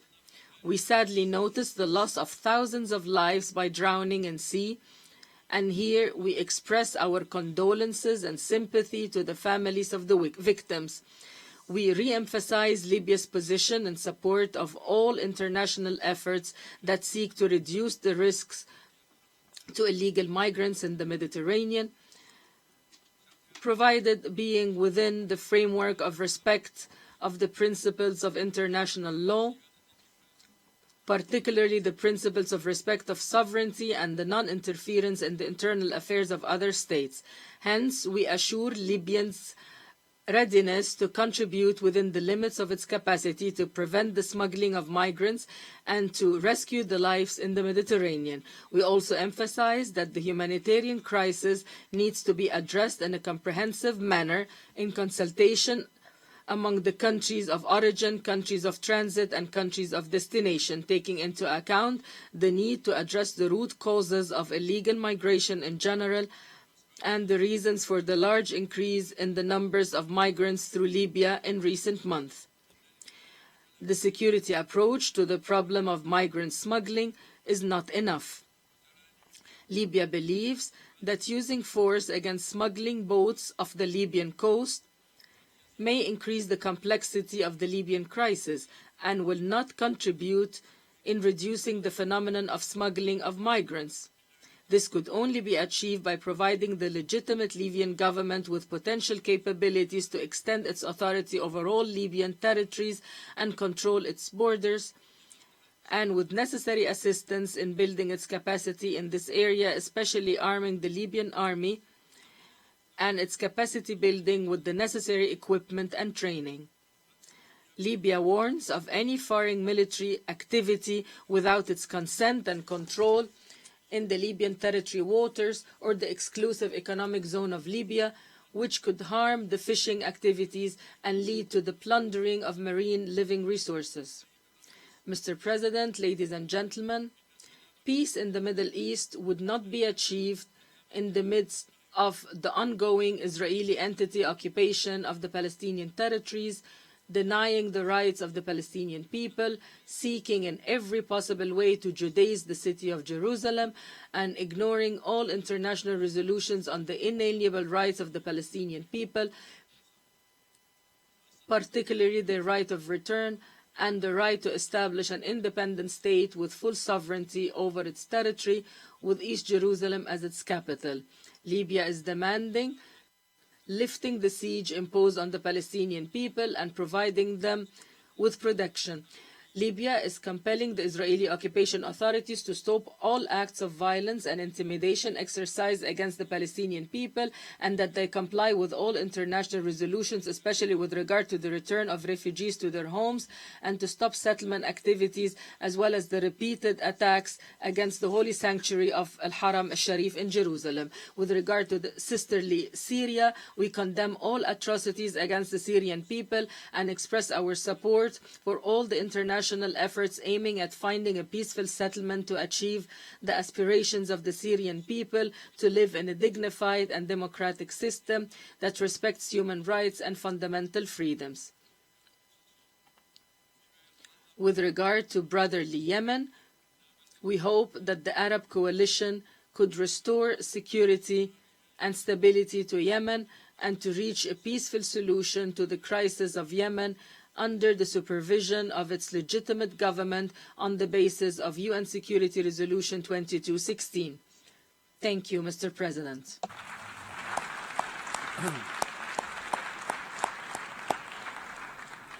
En nombre de la Asamblea General. On behalf of the General Assembly, I wish to thank the Acting Head of State of Libya for the statement just made.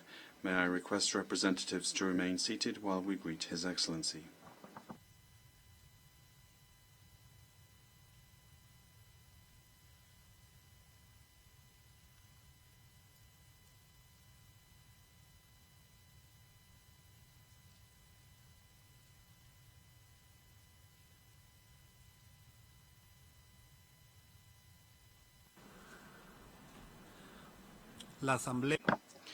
The Assembly will hear an address by His Excellency Christopher Luck, President of the Republic of the Marshall Islands. I request protocol to escort His Excellency.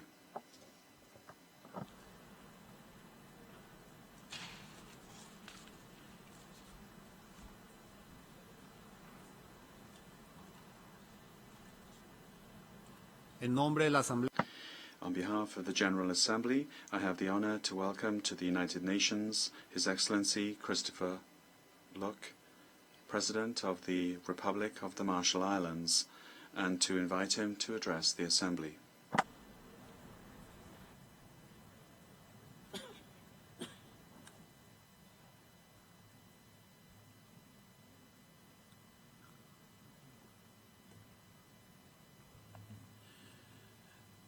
Mr. General Secretary, Mr. President, Excellencies, ladies and gentlemen, I bring you warm greetings of Yoke from the people and nations of the Republic of the Marshall Islands. The UN's 2030 Development Agenda and its Sustainable Development Goals offers small island states a powerful tool to craft and adjust our own domestic strategies. The international community has now spoken, and a changing world is mapping a visionary landscape out to more distant years, which have too rarely enter in our own national discussions.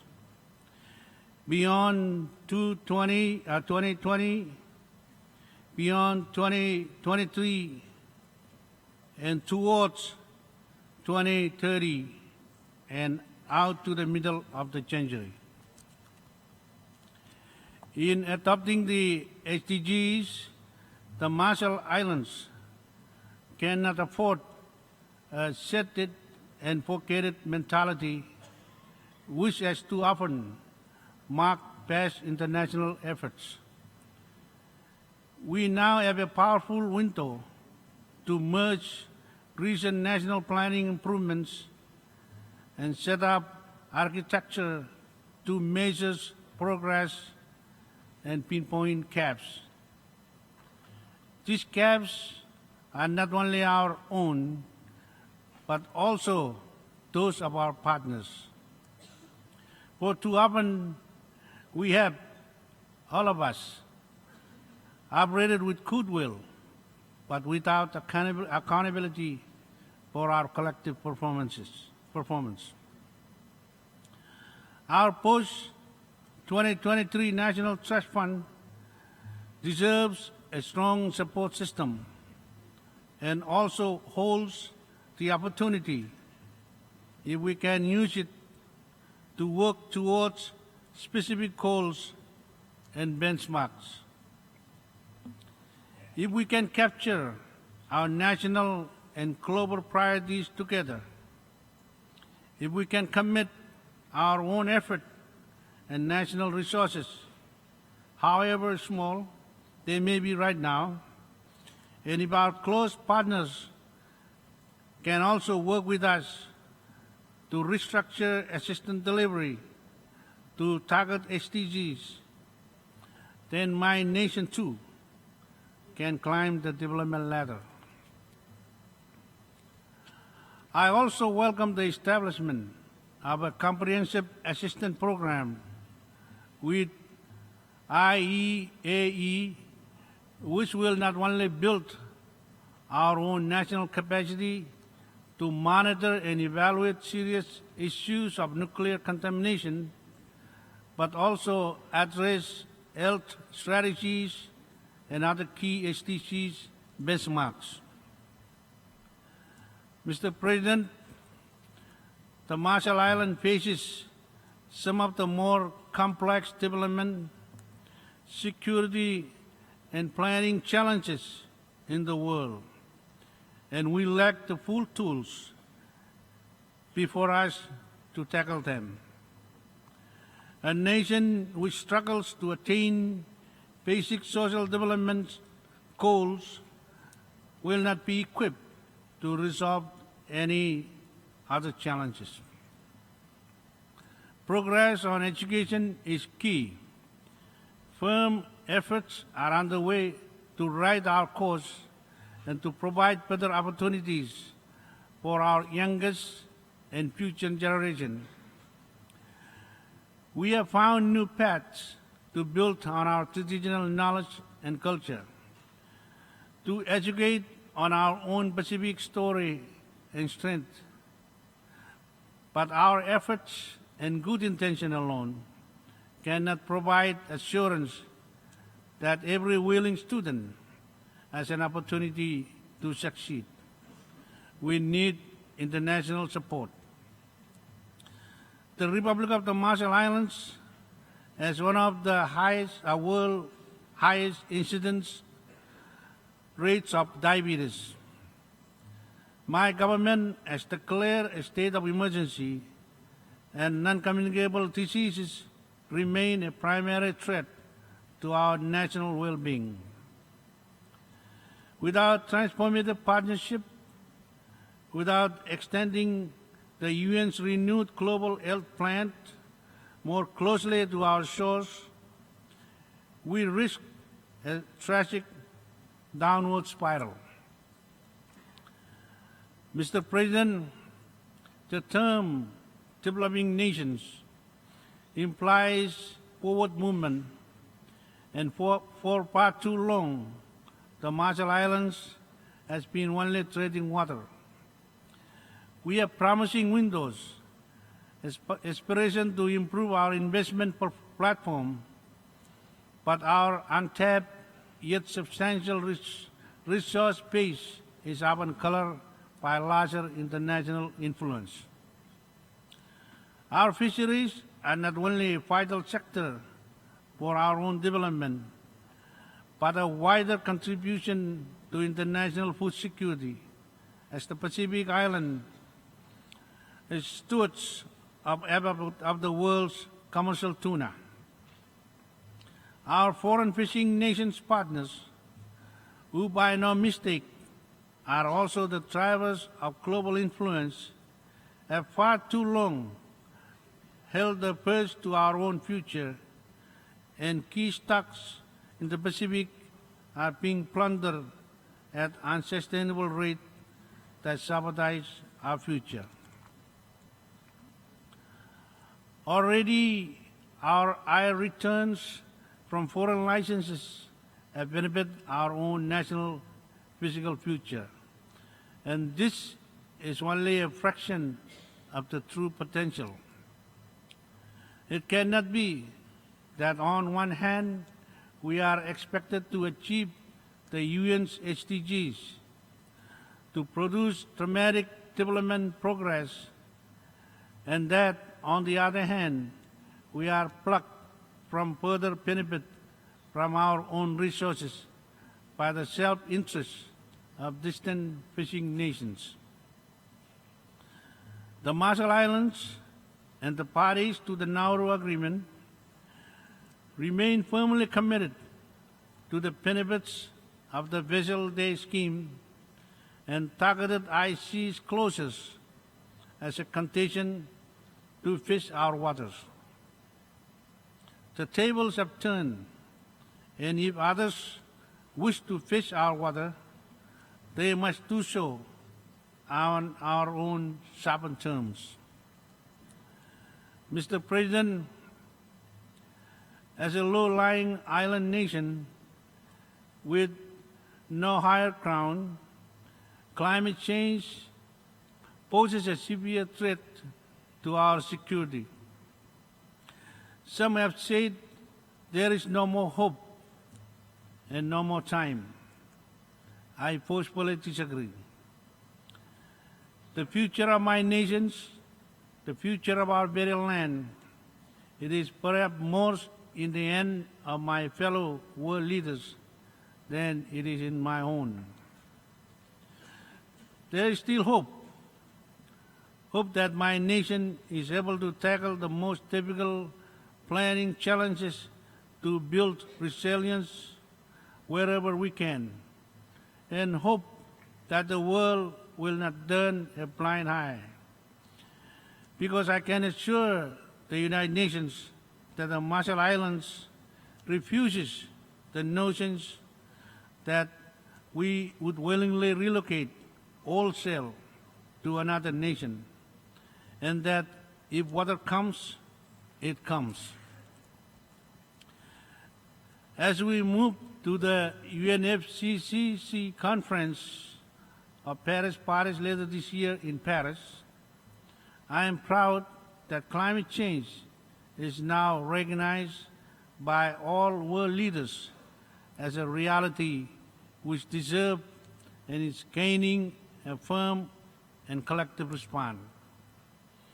Every one among us must act, and many, including my own nation, have already committed to emissions cut well into the future of 2025, of 2030, and beyond. But the world's initial efforts are falling well short. And instead of indifference or humble excuses, we must realize true leadership and provide a direct answer to closing the global emission gap. As the wider United Nations Debate Security Council reform to adjust to the modern world, those nations which hold themselves out as deserving leaders have an excellent opportunity to show that very same leadership in not tucking the bill or pointing fingers, but embracing this very challenge of the global emissions cap. And to start speaking of opportunities for a new energy rather than dancing around perceived threats to growth.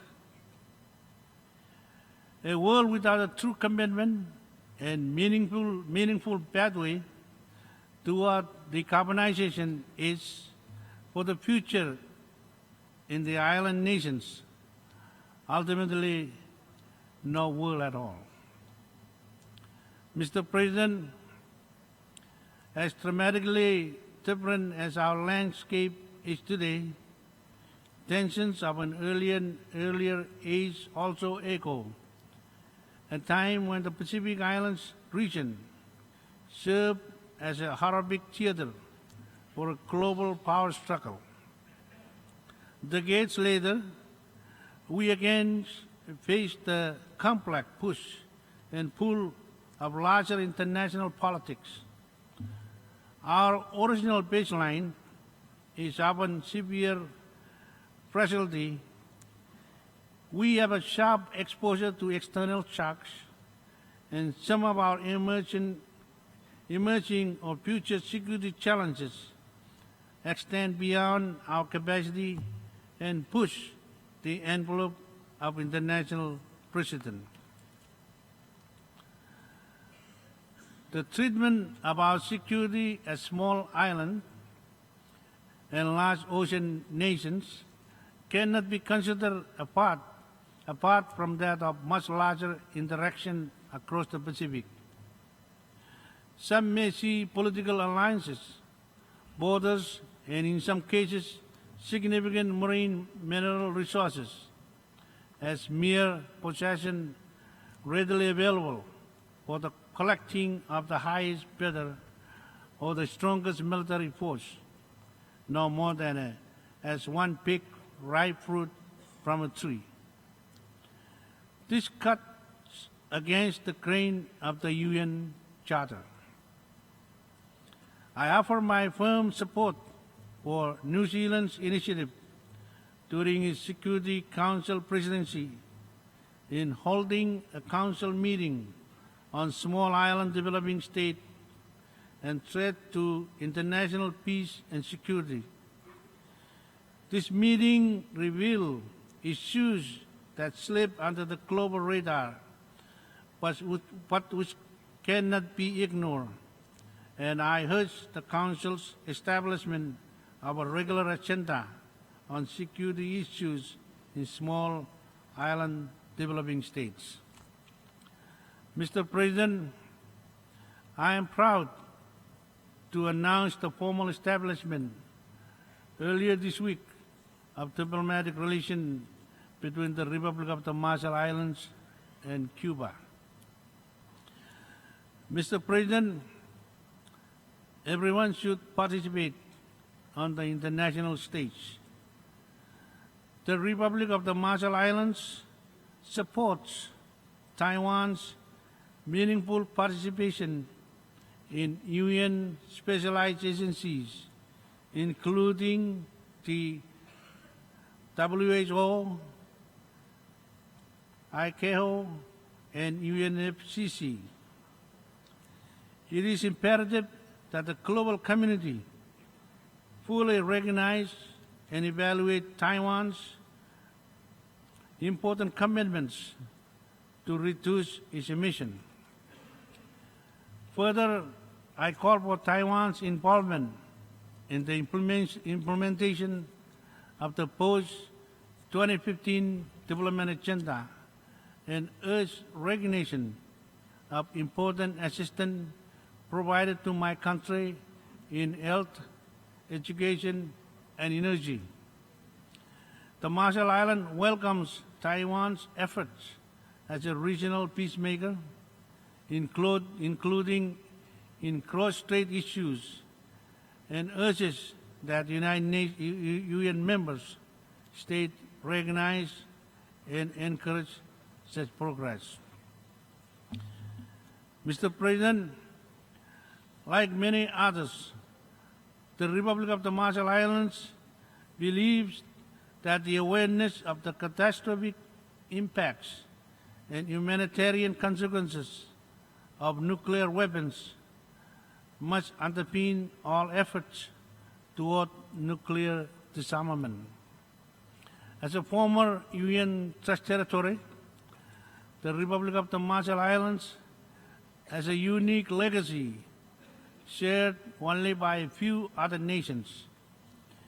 Even as the UN was supposed to move forward our development, 67 nuclear tests were conducted between 1946 and 1958 in our nation by our former administering power, the United States, and also during our UN trusteeship status, including through authorization in 2 UN resolutions.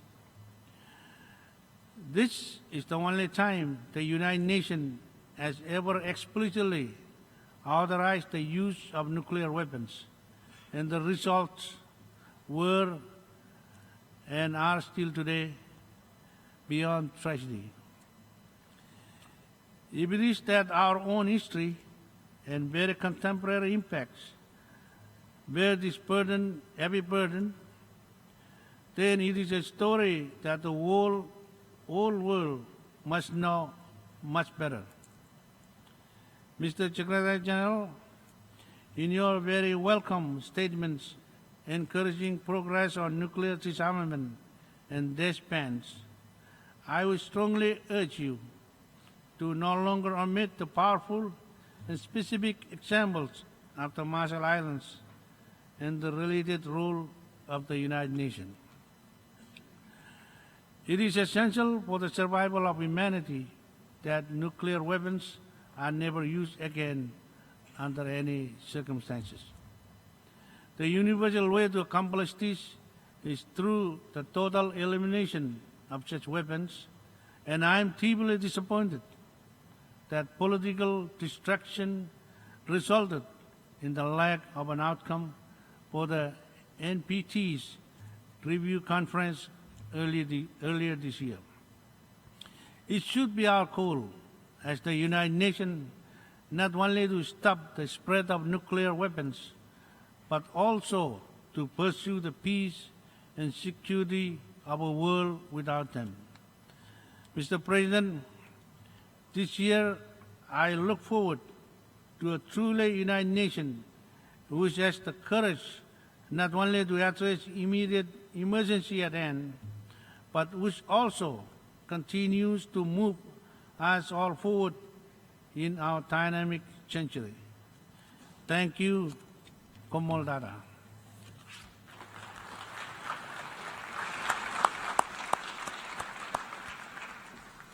En nombre de la Asamblea General. On behalf of the General Assembly, I wish to thank the President of the Republic of the Marshall Islands for the statement just made. May I request representatives to remain seated while we greet the President.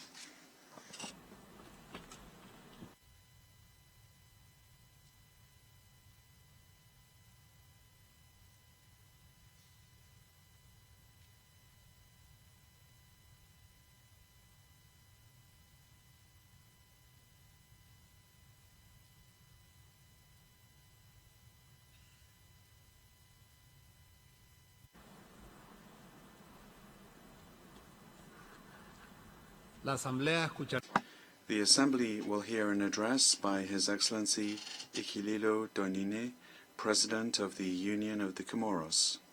I request protocol to escort His Excellency.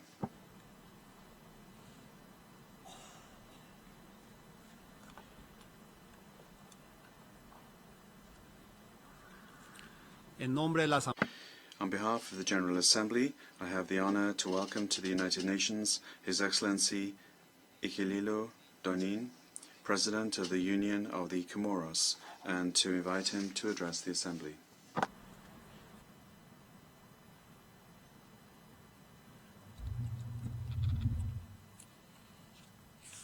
Bismillah ar-Rahman ar-Rahim. Alhamdulillah Rabbil Alameen. Wassalatu wassalamu ala Rasulillahi Sayyid sallallahu ta'ala alayhi wa sallam. Excellence, Monsieur le Président de la Excellency, President of the 70th session of the General Assembly, Secretary General of the United Nations, dear colleagues, ladies and gentlemen,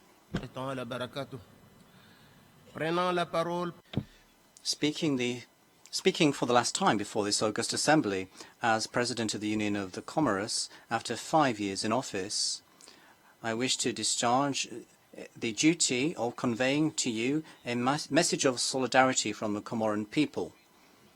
On behalf of the Comoran government and on my own behalf, I would also like to express our sincerest thanks to the UN Secretary General, His Excellency Ban Ki-moon, and all those who have helped to make our stay here in New York so warm. In particular, we thank the US authorities. Lastly, I'd like to congratulate you, Mr. President, on your election, the head of our 70th session of the General Assembly, whose importance is clear. Excellencies, ladies and gentlemen, our session is opening at a crucial time in the development of humankind. Since man appeared on this earth, in the vast expanse of time, we are indeed the first generations, perhaps 3 million years after the appearance of our remote ancestors, to be aware of the physical laws that govern us and of the misdeeds from unsustainable use of natural resources.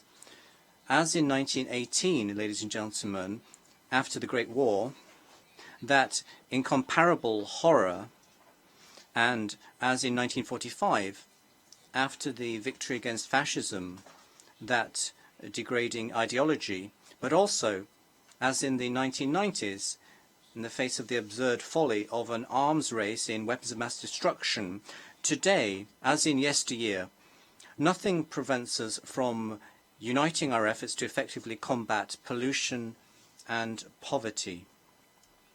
We, the leaders of the world, aware of our responsibility in the face of an impending disaster, must here and now work rationally to save humanity, and we are capable of doing this.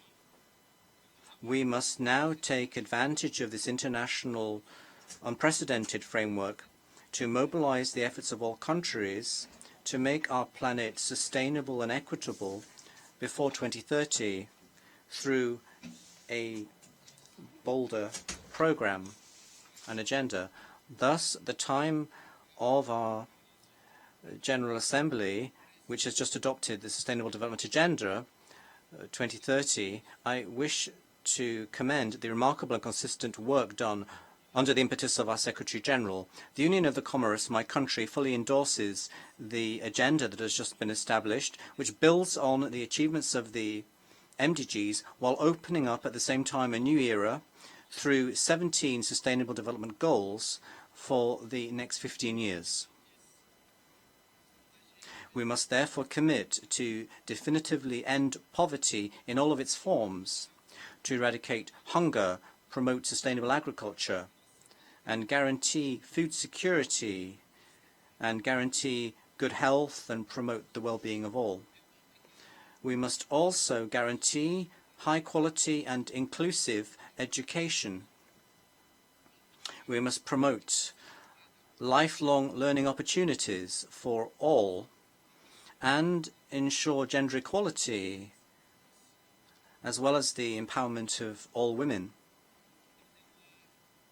It is also our duty to ensure the availability, sustainable management and cleanliness of water for all, and to guarantee access to clean, affordable and sustainable energy in order to promote sustained economic growth. To do this, several countries should immediately begin major work to build resilient infrastructure, to promote sustained and inclusive industrialization, and to encourage innovation everywhere to reduce inequalities within and among countries. We cannot imagine that man will thrive on this earth unless urgent action is taken to combat climate change and its impacts, while conserving and sustainably using the oceans, seas, and marine resources for sustainable development. It is in this way that we shall promote the sustainable use of terrestrial ecosystems, and we shall manage the forests sustainably while combating desertification. And this is how we can halt and combat land degradation and put an end to biodiversity loss. We need to find ways and means to continue to build peace throughout the world within the framework of sustainable development, and we must have access to justice for all and establish effective and accountable institutions at all levels. Lastly, we must build a world without poverty or inequalities, a sustainable world through a new roadmap that will save humanity. Therefore, let us dare to have bold goals, because our own survival depends upon them. Excellencies, as I stressed earlier, we are facing a situation similar to that our very close ancestors underwent with sadness and suffering, but against which they fought until victory was achieved. I call it slavery, this system that almost exterminated a large share of humanity, quite simply because one side thought itself superior to all others. We are facing a situation that is almost similar to that seen by countries during the 2 world wars, but for which our peoples gave their lives with courage and bravery until the final victory to save humanity from chaos. We are facing legitimate questions that were asked by our ancestors when, for half a century, they were powerlessly bearing witness to an arms race that was leading humanity inevitably towards its own destruction, but where common sense eventually prevailed. We are facing a situation similar to that faced by almost all of African states, including my own, which for decades were subject to the misdeeds of colonialism, but which the valiant people of Africa, Latin America, and Asia fought until acquiring their sovereignty, independence of their territories, and saved humanity from indignity, decadence, and shame.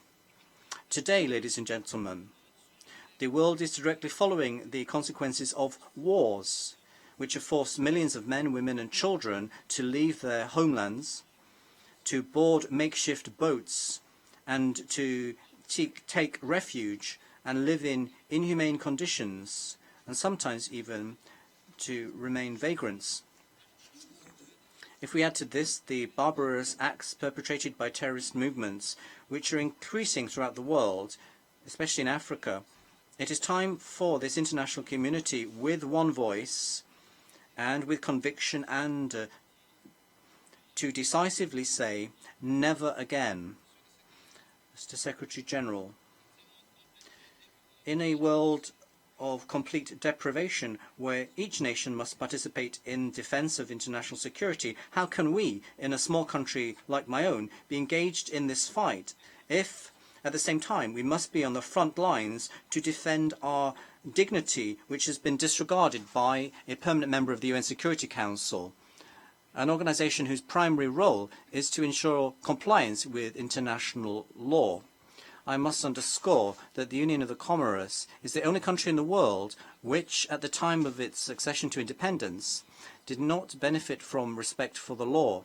Indeed, unlike all former colonies, the archipelago of Comoros, composed of the islands of Mayotte, Anjouan, Moélie, and Grande Comore, and which was admitted to the United Nations as an independent state and subject to international law, has been separated from a part of its territory by the former colonial power, France, in contravention of all norms and principles governing international relations.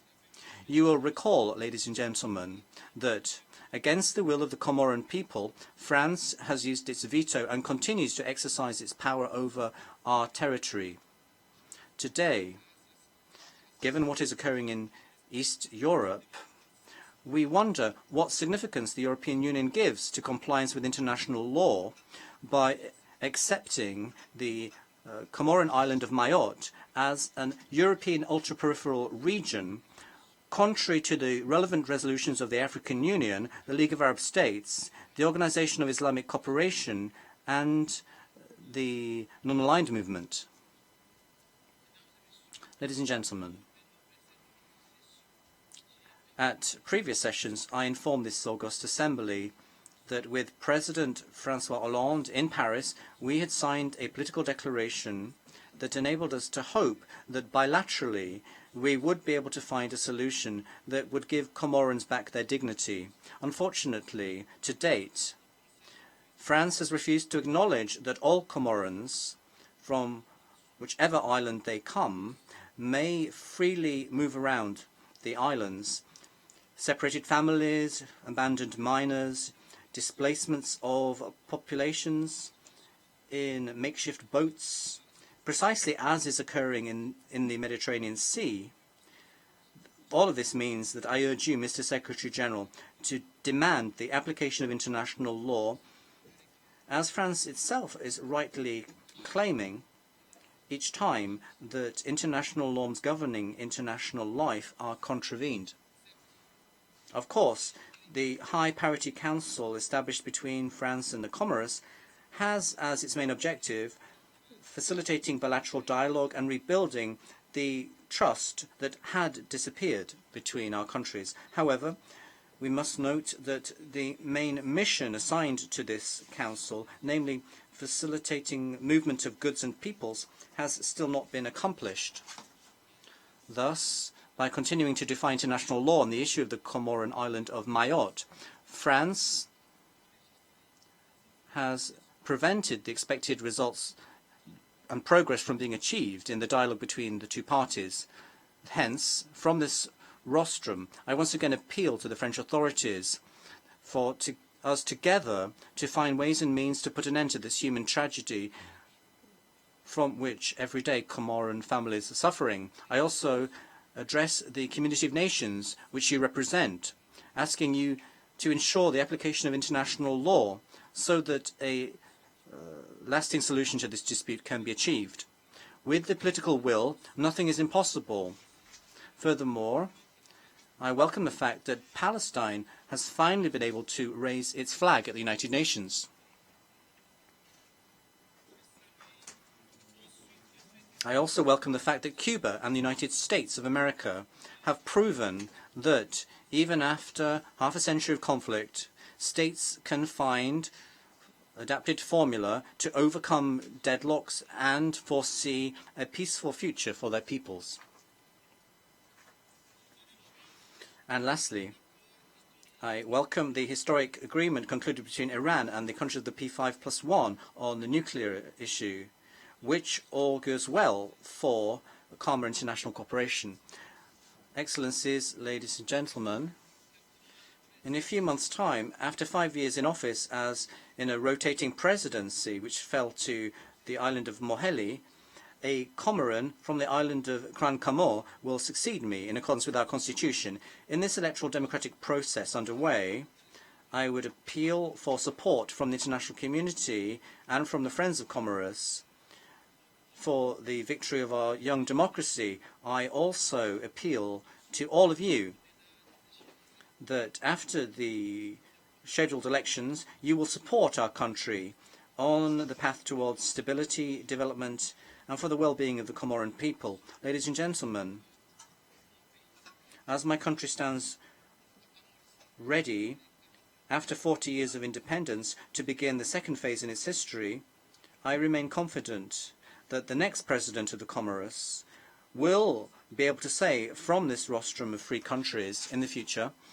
we have now achieved the territorial integrity and unity of my country, the Comoros, within its borders inherited from colonization, that this has been achieved. I also remain confident that my successor will be able to say from this august rostrum of free countries, I thank the United Nations for having acted for the achievement of the main goals inscribed in our joint charter.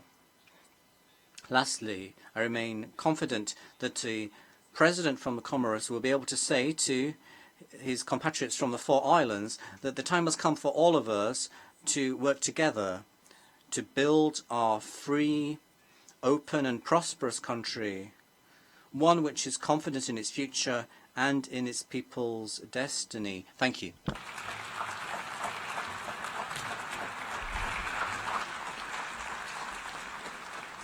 On behalf of the General Assembly, I wish to thank the President of the Union of the Comoros for the statement just made.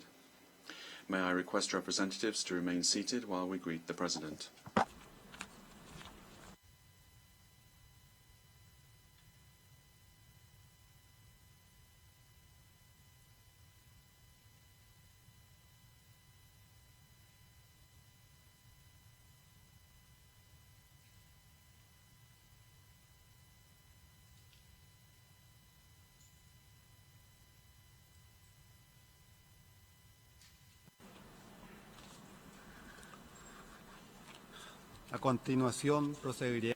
We shall now continue the general debate.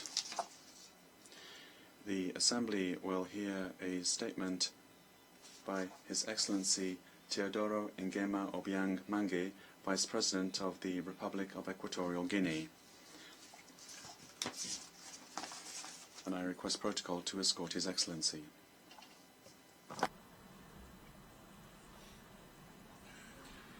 I have great pleasure in welcoming the Vice President of the Republic of Equatorial Guinea, His Excellency Teodoro Nguema Obiang Mange, and invite him to address the Assembly.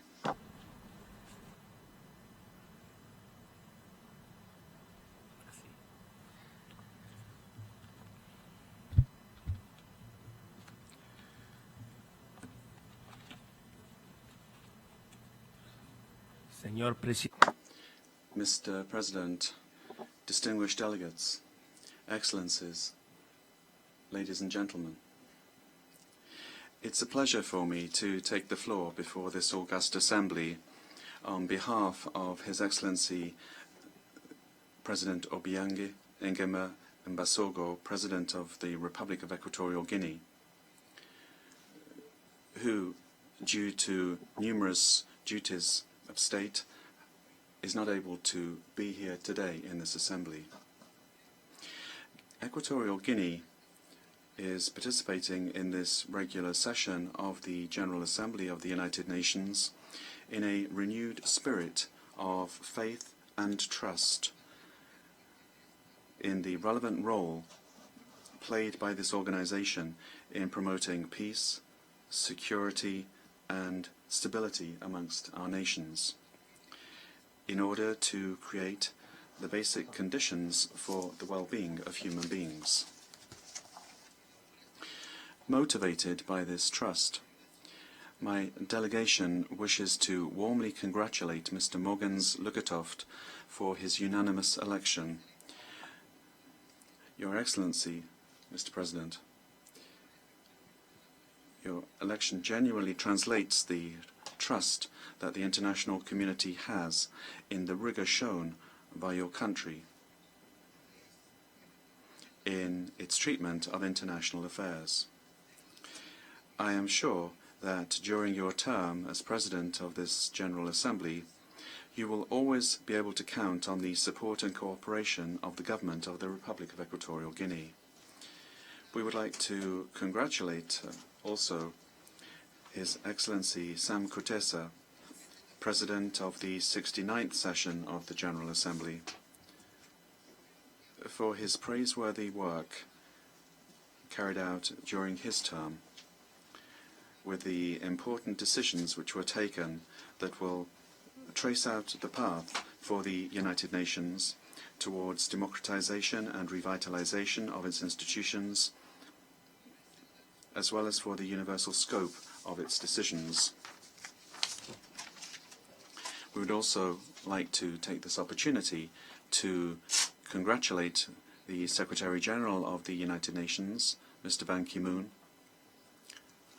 for his tireless efforts to address the complex challenges facing our organization, and we offer him our support and cooperation to achieve every success in his endeavors. Excellencies, ladies and gentlemen,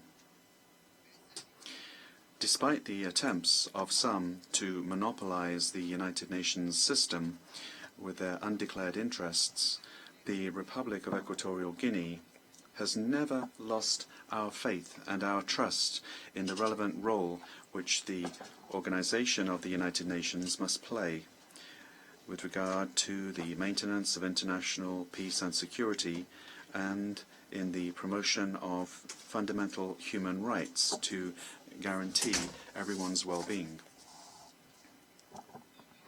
The United Nations organization is the only world body in which all states must have faith and trust. As is stated in its charter, all countries are represented according to the principle of sovereign equality among states, respecting the democratic principle of respect for the majority opinion, as well as the principle of respect for countries' own decisions. The events that have occurred in this first quarter of this century show a degree of weakness in the role of the United Nations when it comes to preventing and eliminating conflicts between states, and in the area of maintenance of international peace and security and the promotion of economic well-being of states. We are concerned to see a proliferation of armed conflicts in Africa, Europe, and the Middle East, as well as instability caused in countries of the developing world, the progressive advance of terrorism in various parts of the world, drug trafficking, and uncontrolled migration caused by these conflicts. All this would suggest that the United Nations has much more to do. Its members must act in solidarity and according to the purposes and principles of the Charter, which should unite them in their actions. In our view, the United Nations is not a police force acting to avert conflicts between states. The member states of the United Nations must submit themselves to the norms of international law, to justice and respect for human rights, as well as strict respect for these standards. Consequently, they must work towards peace, stability, and development of nations.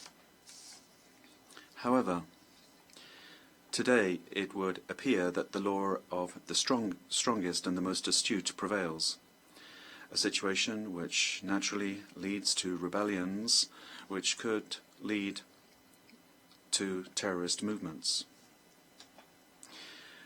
Excellencies, ladies and gentlemen, we believe that the success of the United Nations does not depend on the skill of the President of the General Assembly or of the Presidents of the United Nations organs, or much less does it depend on the intelligence of the Secretary General. Many of the denunciations made against the actions, purposes and principles of the Charter of the United Nations happen on a daily basis without those leaders being in the least concerned, because they feel that their interests lie above those of the United Nations principles. The results are before our very eyes. The large number of wars and conflicts that give rise to refugees and concentration camps, massive migrations of people looking for a place of refuge in countries that have a degree of stability and economic prosperity. The drop in the price of oil and other internationally traded commodities has a negative effect on the economic development of countries.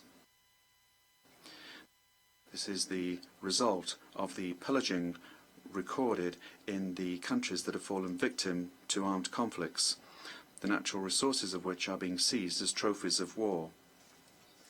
Certainly, we're reaping the bad fruits of our own destructive action, and this is not in line with the aims of the United Nations. Equatorial Guinea is a small African country, and it survives thanks to the cautious approach of its good government, the good graces of its people, and the cooperation in solidarity with friendly countries. We have suffered attempted invasions by mercenaries supported by weapons-producing powers who had no other objective in mind than to take control of our oil resources.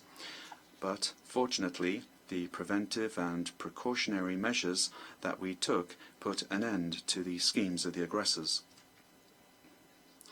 Not content with this aggression, our country has been subject to a systematic campaign of unfounded accusations of human rights violations and abject poverty, and we have no shame in denouncing this here, because the Republic of Equatorial Guinea is open to the world, and everyone is familiar with the successful achievements that we have achieved in the socio-political development. In concluding the program adopted by the United Nations on the Millennium Development Goals, Equatorial Guinea is happy to have achieved the greatest levels of implementation of these goals. Indeed, Equatorial Guinea's Horizon 2020 development plan defines the following goals: to build international standards of basic infrastructure and to improve productivity and speed up economic growth, to strengthen human capital and improve the quality of life of our citizens, to build a diversified economy based on 4 sectors of the economy: the energy and mining sector, fishing and fish farming, agriculture and livestock farming, and finally, the service sector, to establish quality governance at the service of the citizen. The success in the implementation of this program has made it possible for us to achieve the priority Millennium Development Goals.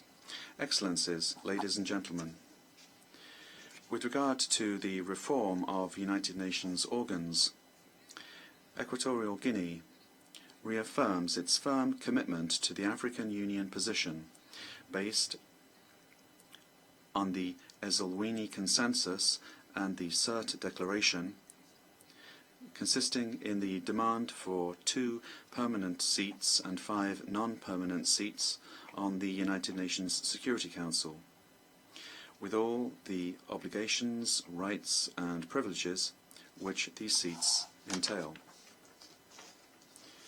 We would like to take this opportunity to congratulate the governments of the United States of America and the Republic of Cuba for the re-establishment of their diplomatic relations, and we request that this culminate in the lifting of the embargo against the Republic of Cuba. With regard to climate change, Equatorial Guinea fully shares the concern of the international community, namely that the very existence of our planet Earth is under threat. In order to combat this, everyone should contribute according to their abilities to arrest this phenomenon. This being the case, the Amazon area in South America and the Congo Basin in Central Africa, which constitute the world's 2 lungs for the preservation of the environment and biodiversity, deserve special attention at the upcoming conference on climate change in Paris. We would conclude by expressing our heartfelt willingness as a member state of the United Nations to contribute to all processes that will help to improve the functioning of this world organization, wishing this regular session of the General Assembly every success. Thank you very much.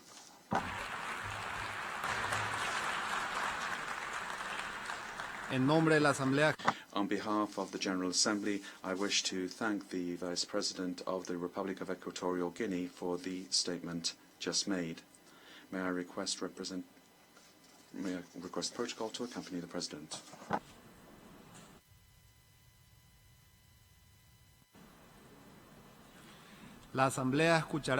The Assembly will hear a statement by His Excellency Miro Cerar, Prime Minister of the Republic of Slovenia. I request protocol to escort His Excellency.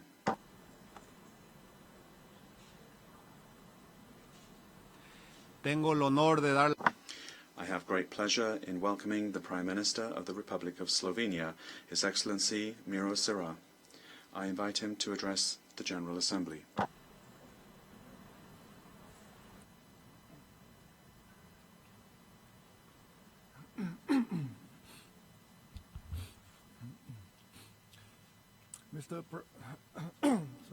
Mr. President, Excellencies, distinguished delegates, ladies and gentlemen, we are at a historic junction for the United Nations, which will turn 70 next month. This occasion is an opportunity for stock-taking of the organization's past achievements, missed opportunities, and challenges ahead.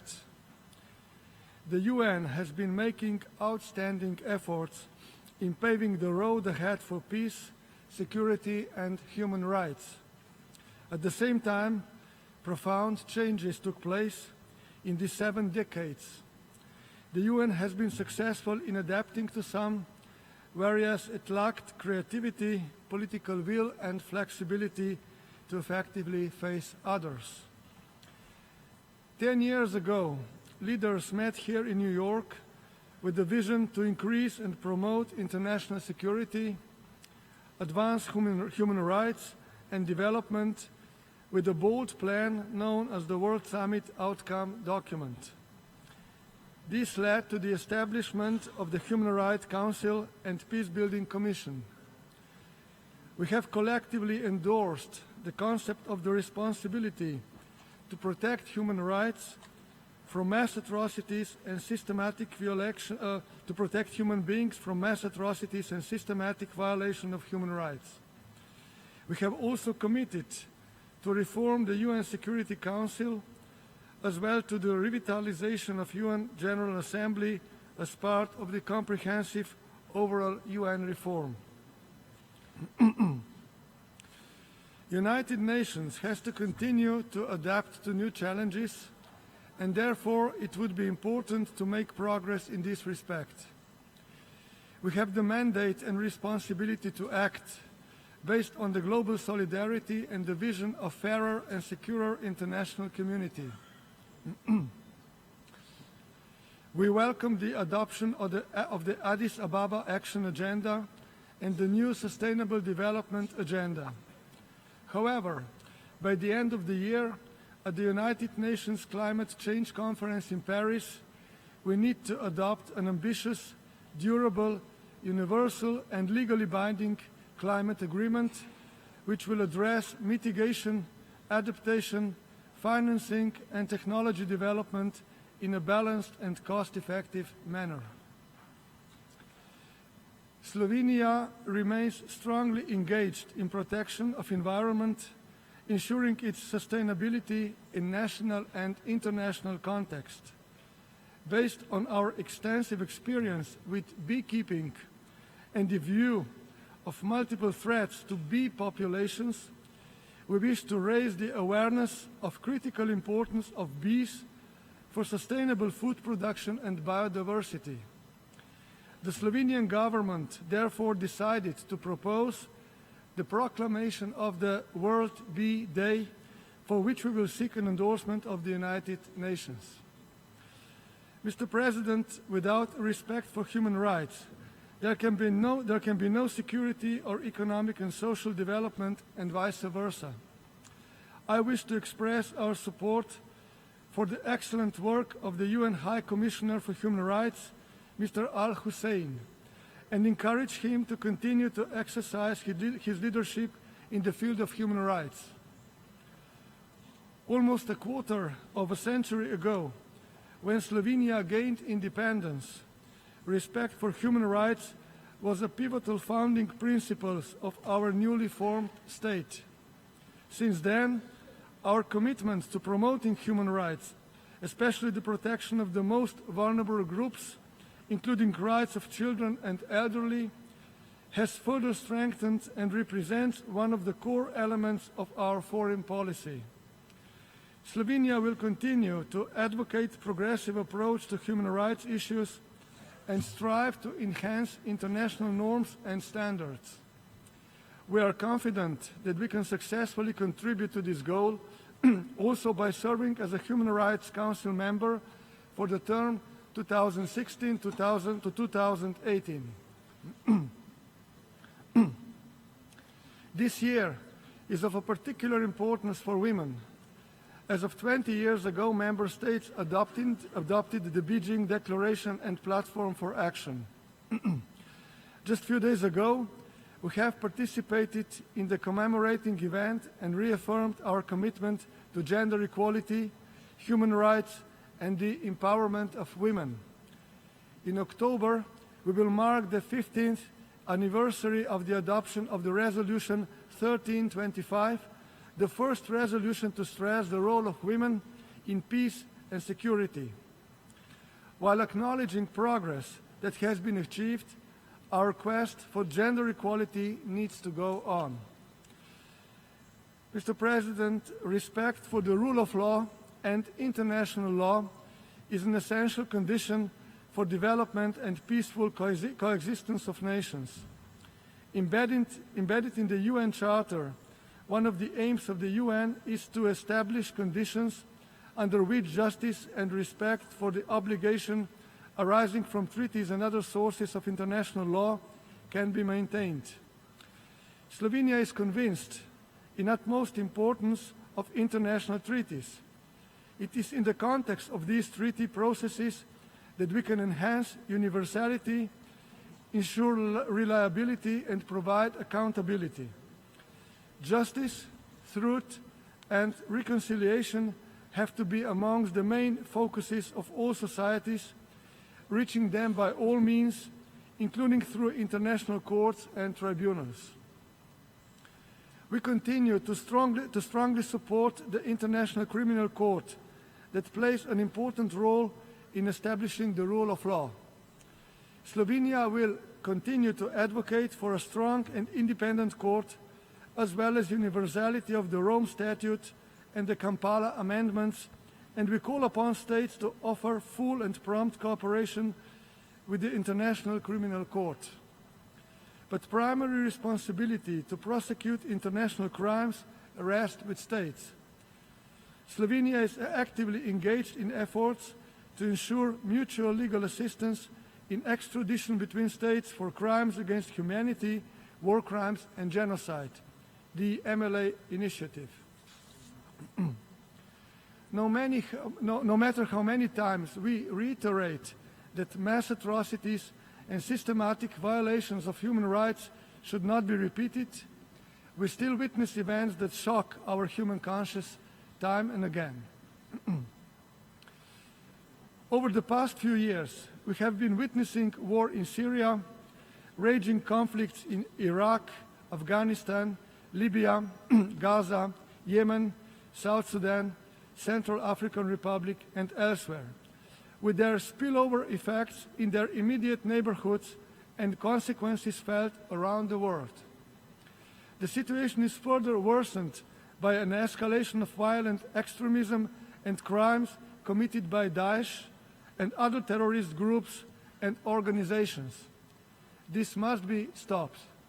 We call upon the Security Council and especially its permanent members to overcome divisions and find a way to deal more effectively with this worsening situation in line with its primary responsibility for the maintenance of international peace and security.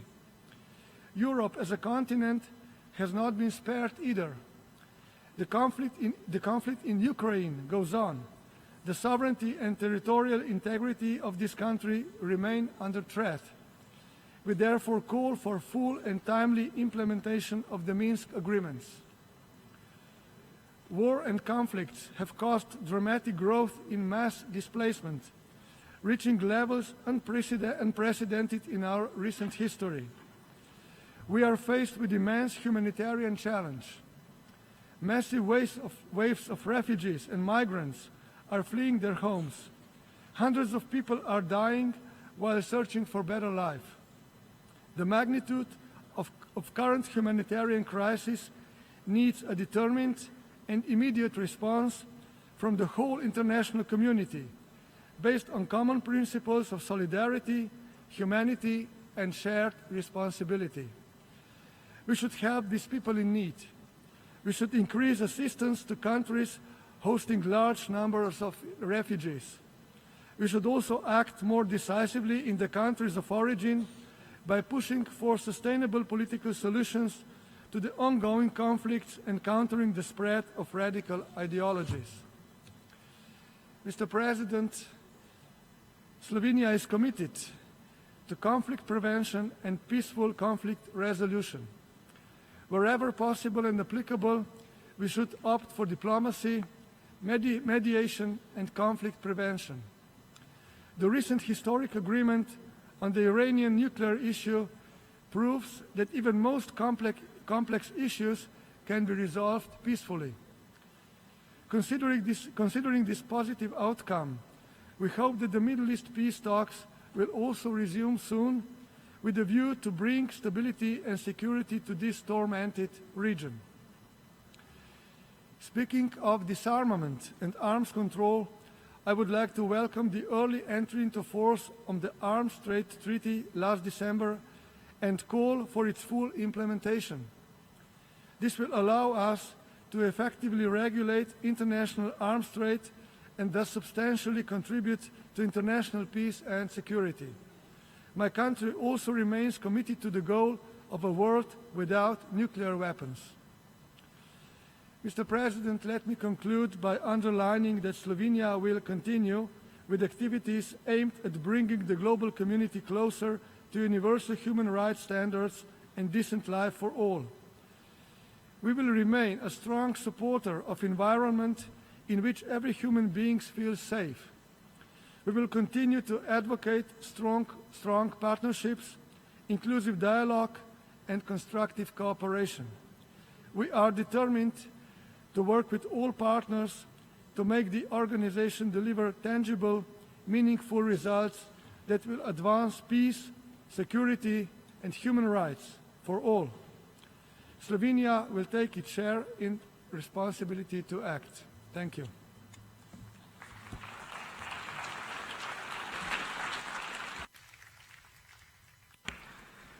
On behalf of the General Assembly, I wish to thank the Prime Minister of the Republic of Slovenia for the statement just made and I request protocol to escort His Excellency. The Assembly will now hear a statement by His Excellency Meltek Sato Kilman Livit Tuvanu, Prime Minister of the Republic of Vanuatu. I request protocol to escort His Excellency.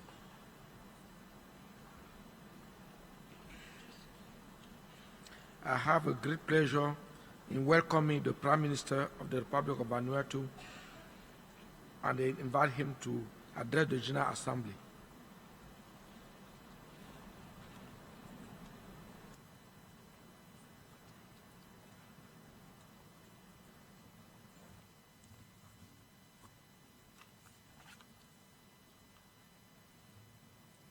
Your Excellency, President of the 70th General Assembly of the United Nations, Your Excellency, Secretary General of the United Nations, Your Excellencies, Heads of States, Governments and Delegations, ladies and gentlemen.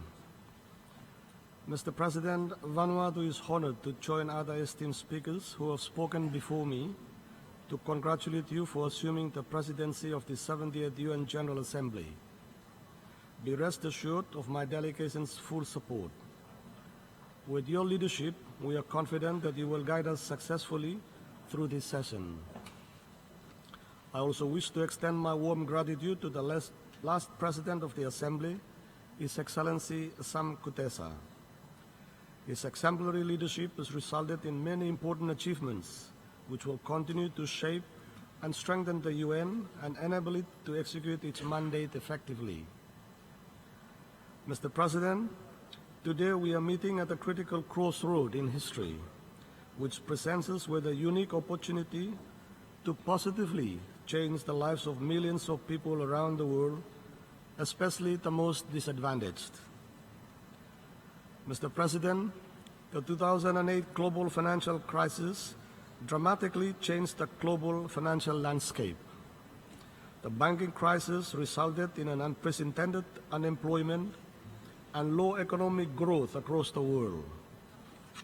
The impacts of global financial crisis are still being felt, and the recent volatility of the global financial markets has further created uncertainties. Mr. President, apart from this global economic challenge, we are witnessing an unprecedented humanitarian crisis caused by conflict and violence. According to the UN High Commissioner for Refugees, there are currently over 60 million refugees, a record number unseen since World War II. Mr. President, climate change continues to be a major challenge for the world and a major threat for small island developing states, and its impact cannot be understated. The sea level rise, the impacts of El Nino, the unfavorable weather condition points to a bleak future for humanity. The uncertain global economic outlook, the adverse impact of climate change, and the humanitarian crisis means that the task ahead for us to implement the 2030 goals is all the more daunting. This stark reality calls for immediate collective action. Mr. President, if we do not resolve this global crisis today, then we are running a risk of creating a world where there is no prospect for sustaining peace and security.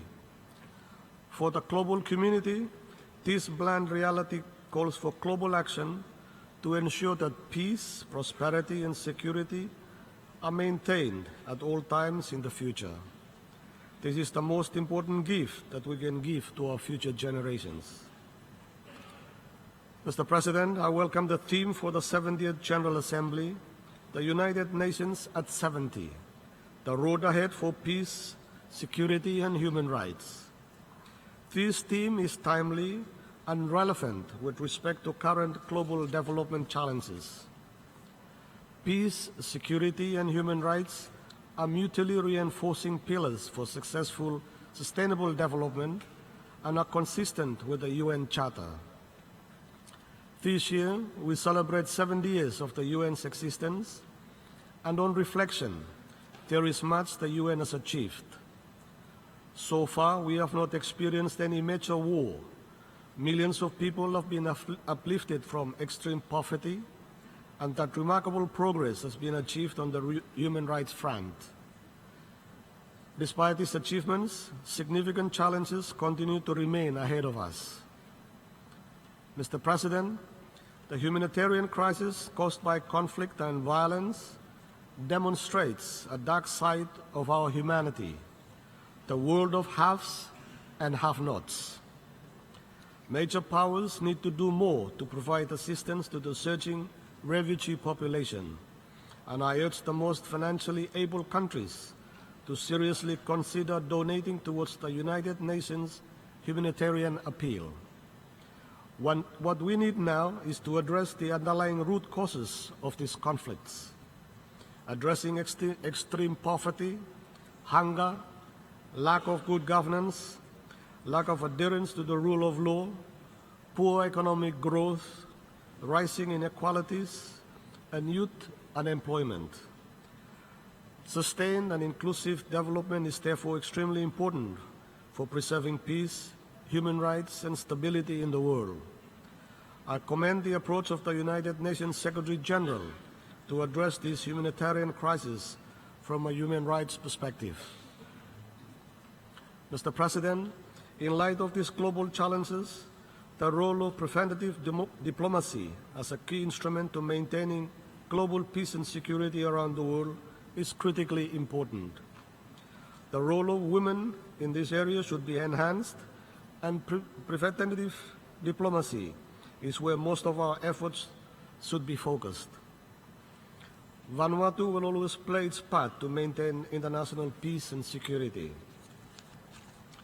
The deployment of our peacekeepers to Ivory Coast and Haiti reflects our commitment to this endeavor.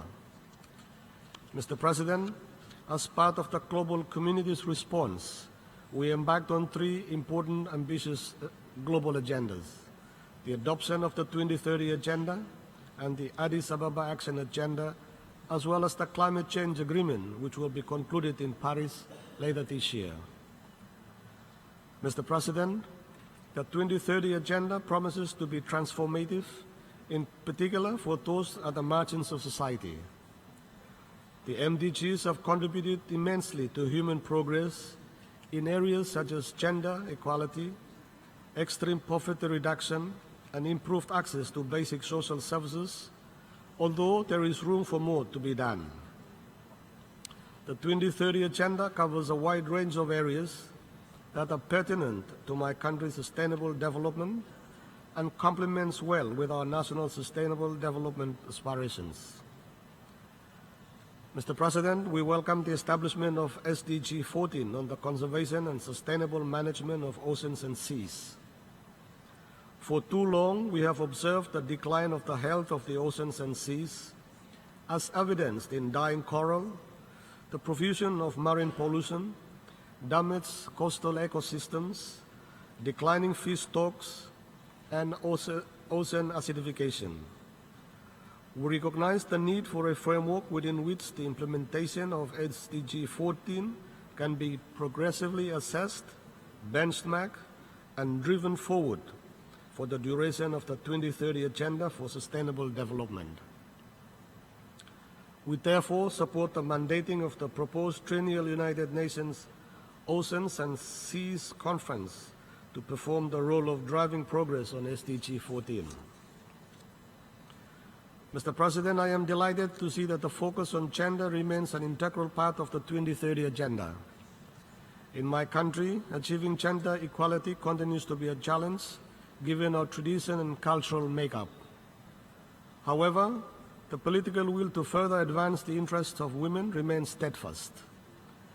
Notable progress has been made in terms of access to basic education and health services, women assuming leadership positions in municipal councils, and that women today have better access to basic financial services than ever before. As the leader of my country, I want to see more tangible progress in women's and girls' advancement and their active participation in national leadership. This progress can be expedited if more financial resources are channeled to assist my government to advance gender equality and women's empowerment. Mr. President, the success of the 2030 Agenda will depend on accessing affordable financial resources, accessing appropriate technology, and substantially improving national capacity. In terms of access to financial resources, the recently concluded Addis Ababa Action Agenda has captured most of these issues, and it's now important that we swiftly implement this agenda. I join the other global leaders calling for all developed countries to meet their ODA commitments as agreed in the Monterrey Consensus and the Doha Declaration. The ODA targets of 0.7 of GNI and also the increased ODA target of 0.2% of GNI to LDCs by 2020 must be met. Meeting these targets is paramount to realizing the 2030 Agenda. The development financing initiatives through the South-South cooperation is complementary and will continue to remain critical. On this note, I would like to take this opportunity to thank the President of China, His Excellency Xi Jinping, for his recent announcement of the Development Summit that China will be providing United States $2 billion to developing countries. This type of gesture and goodwill demonstrates real action and genuine partnership. Mr. President, access to technology is critical for achieving sustainable development. I welcome the least developed country initiative of establishing a technology bank in Istanbul. My government will greatly appreciate the swift realization of this initiative. In the area of technology, and especially in ICT development, Vanuatu has made tremendous strides in recent years. As a result, our efforts were recognized last weekend when Vanuatu was among a few other countries presented with the United Nations ICT for Development Award. This recognition demonstrates the transformative role the ICT is playing to improve the lives of our people. ICT will remain one of our key tools to implement and achieve our SDGs. In terms of improving country capacity, I urge the United Nations to assist developing countries, particularly SEEDs and LDCs, in developing their statistical capacities. For small island development states, this remains a challenge, and as we know, it is the most important foundation for formulation of evidence-based policy and also assessing 2030 Agenda progress. Mr. President, for small island developing states like Vanuatu, climate change remains a major single threat to achieving our sustainable development. I am therefore grateful to see that the 2030 Agenda highlights the importance of climate change as reflected in Goal 13. However, it is important for us to know that this goal can only be meaningful if a favorable Paris Agreement is reached in December this year. Mr. President, the linkage between climate change and sustainable development is clear. Without addressing climate change, sustainable development for seeds cannot be achieved. In March this year, Vanuatu experienced a Category 5 tropical cyclone that affected 60% of the population and impacted 64% of our economy. In our current assessment, it will take many years and more than $500 million to rebuild our economy. I take this opportunity to thank the global community for their swift response to assist us immediately after the cyclone with disaster relief and operations. We look forward to your continued support towards our recovery and reconstruction efforts, which we have just embarked on. Mr. President, our Pacific Island leaders continue to voice their concerns on climate change at regional and international fora. We call for a legal binding agreement limiting global average temperature increase to well below 1.5 degrees above pre-industrial levels, and to have loss and damage provisions anchored in the agreement. We also call for a financial package that will commit Annex 1 countries to providing $1 billion per year by 2020 to finance our adaptation and mitigation needs. The declarations are our collective voice towards the Paris Climate Change Conference and our call to save the planet for us and for future generations. Apart from focusing on climate change, we also agree to strengthen regional connectivity, improve productivity, boost economic growth to ensure peace and security in our region. All these initiatives are consistent with the 2030 Agenda. The relationship between the United Nations and the Pacific-based regional organizations is critical to implement the 2030 Agenda and the Samoa Pathway.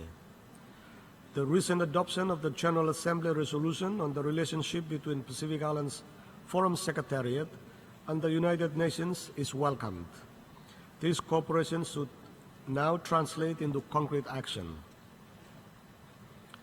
Mr. President, my delegation wishes to remind the United Nations not to lose sight of decolonization issues in light of emerging challenges that have been put on the table for us to address collectively. Vanuatu calls on the UN family to remain equally focused on finding ways to address this long overdue issue. A UN membership needs to bring closer to its work on decolonization. The right to self-determination has been a fight endured for generations past. While many have lost their lives in the process, the dreams of these martyrs that one day the United Nations and all nations advocating and promoting the democratic principles still linger in the hearts of many people in the hope that their cries will be heard and the promise of a self-determined future be delivered. Mr. President, the UN must continue the work of the Committee on Decolonization to maintain meaningful dialogue on the question of New Caledonia. We thank the government of France for their cooperation in moving the decolonization process forward. It is important, therefore, that all parties maintain dialogue and ensure all issues are addressed. Mr. President, I would like to take this opportunity to welcome the recent decision made by President Barack Obama to re-establish diplomatic relations with Cuba, and also for the reopening of diplomatic missions between the two nations. We hope that this process will be completed soon with the lifting of the embargo against Cuba. Mr. President, just like other small Pacific Island countries, Vanuatu is a small, open, and vulnerable economy. Its openness and smallness implies that it is highly vulnerable to external shocks, and the opportunities to exploit economies of scale are limited. Despite these challenges, Vanuatu was able to record economic growth for the last 10 years. However, the recent impact of Tropical Cyclone Palm has erased the gains made in the last decade. It will take many years to recover, making our efforts towards achieving sustainable development somewhat daunting. As a result of this difficulty, my government has recently made a decision requesting the UN to favorably consider postponing our LDC graduation for some years. This will give us ample time to fully recover from the effect of the cyclone and to rebuild our economy. I urge the UN membership to support our resolution on this matter during the 70th session of the General Assembly. Mr. President, my government and people shall work towards mobilizing domestic resources and ensuring that our institutional capacity is geared towards meeting the new development agenda. Just like many developing countries, we acknowledge that we cannot achieve our sustainable development plans alone, and therefore call upon the global community to assist us in achieving these goals. Mr. President, my government is convinced that ongoing tensions between freedom of the seas and their territorial claims has placed the United Nations Convention of the Law of the Sea and relevant international conventions under huge pressure. However, I am also convinced that states must continue to be willing to cooperate and seek peaceful solution to any dispute that has arisen. Humaynupe and Lega Island, commonly known as Matthew and Handa Islands, south of Vanuatu, have always been a source of our cultural heritage well before the colonial era. Like the other 83 islands, people would use the freedom of the sea to visit their claimed cultural site. It has been several decades now that my people have been denied their rights to enjoy the freedom of sea and their claimed territory. Mr. President, allow me to thank and commend the United Nations and the Republic of France for their willingness to dialogue and allow my people their rights to visit their claimed territory to perform cultural rituals. The government of France is to be commended for its important role in advocating the rights of indigenous people in the region and around the world. I wish to place on record that Vanuatu has declared the two islands and its surrounding water a cultural and marine protected area.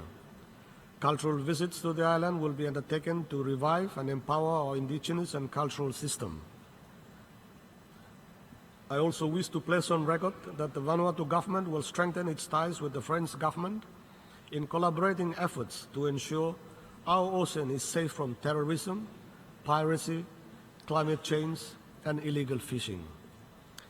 In conclusion, Mr. President, the global challenges in front of us are overwhelming.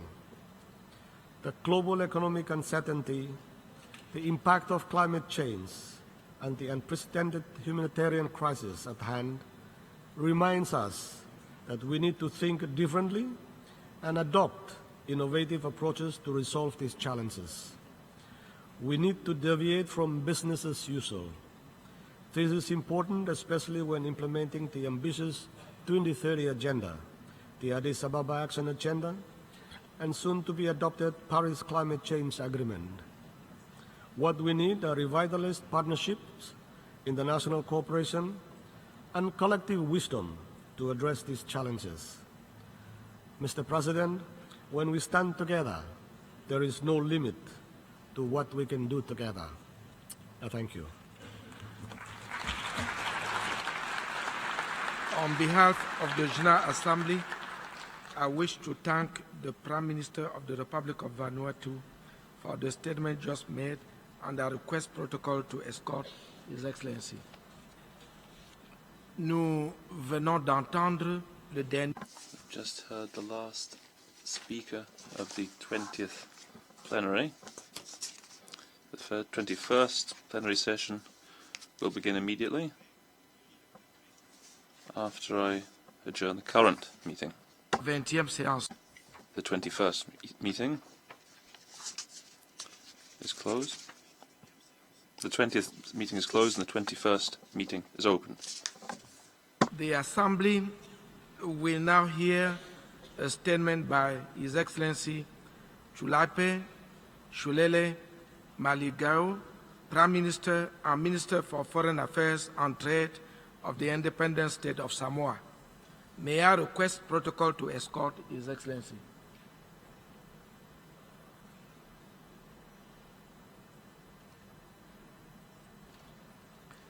I have great pleasure in welcoming the Prime Minister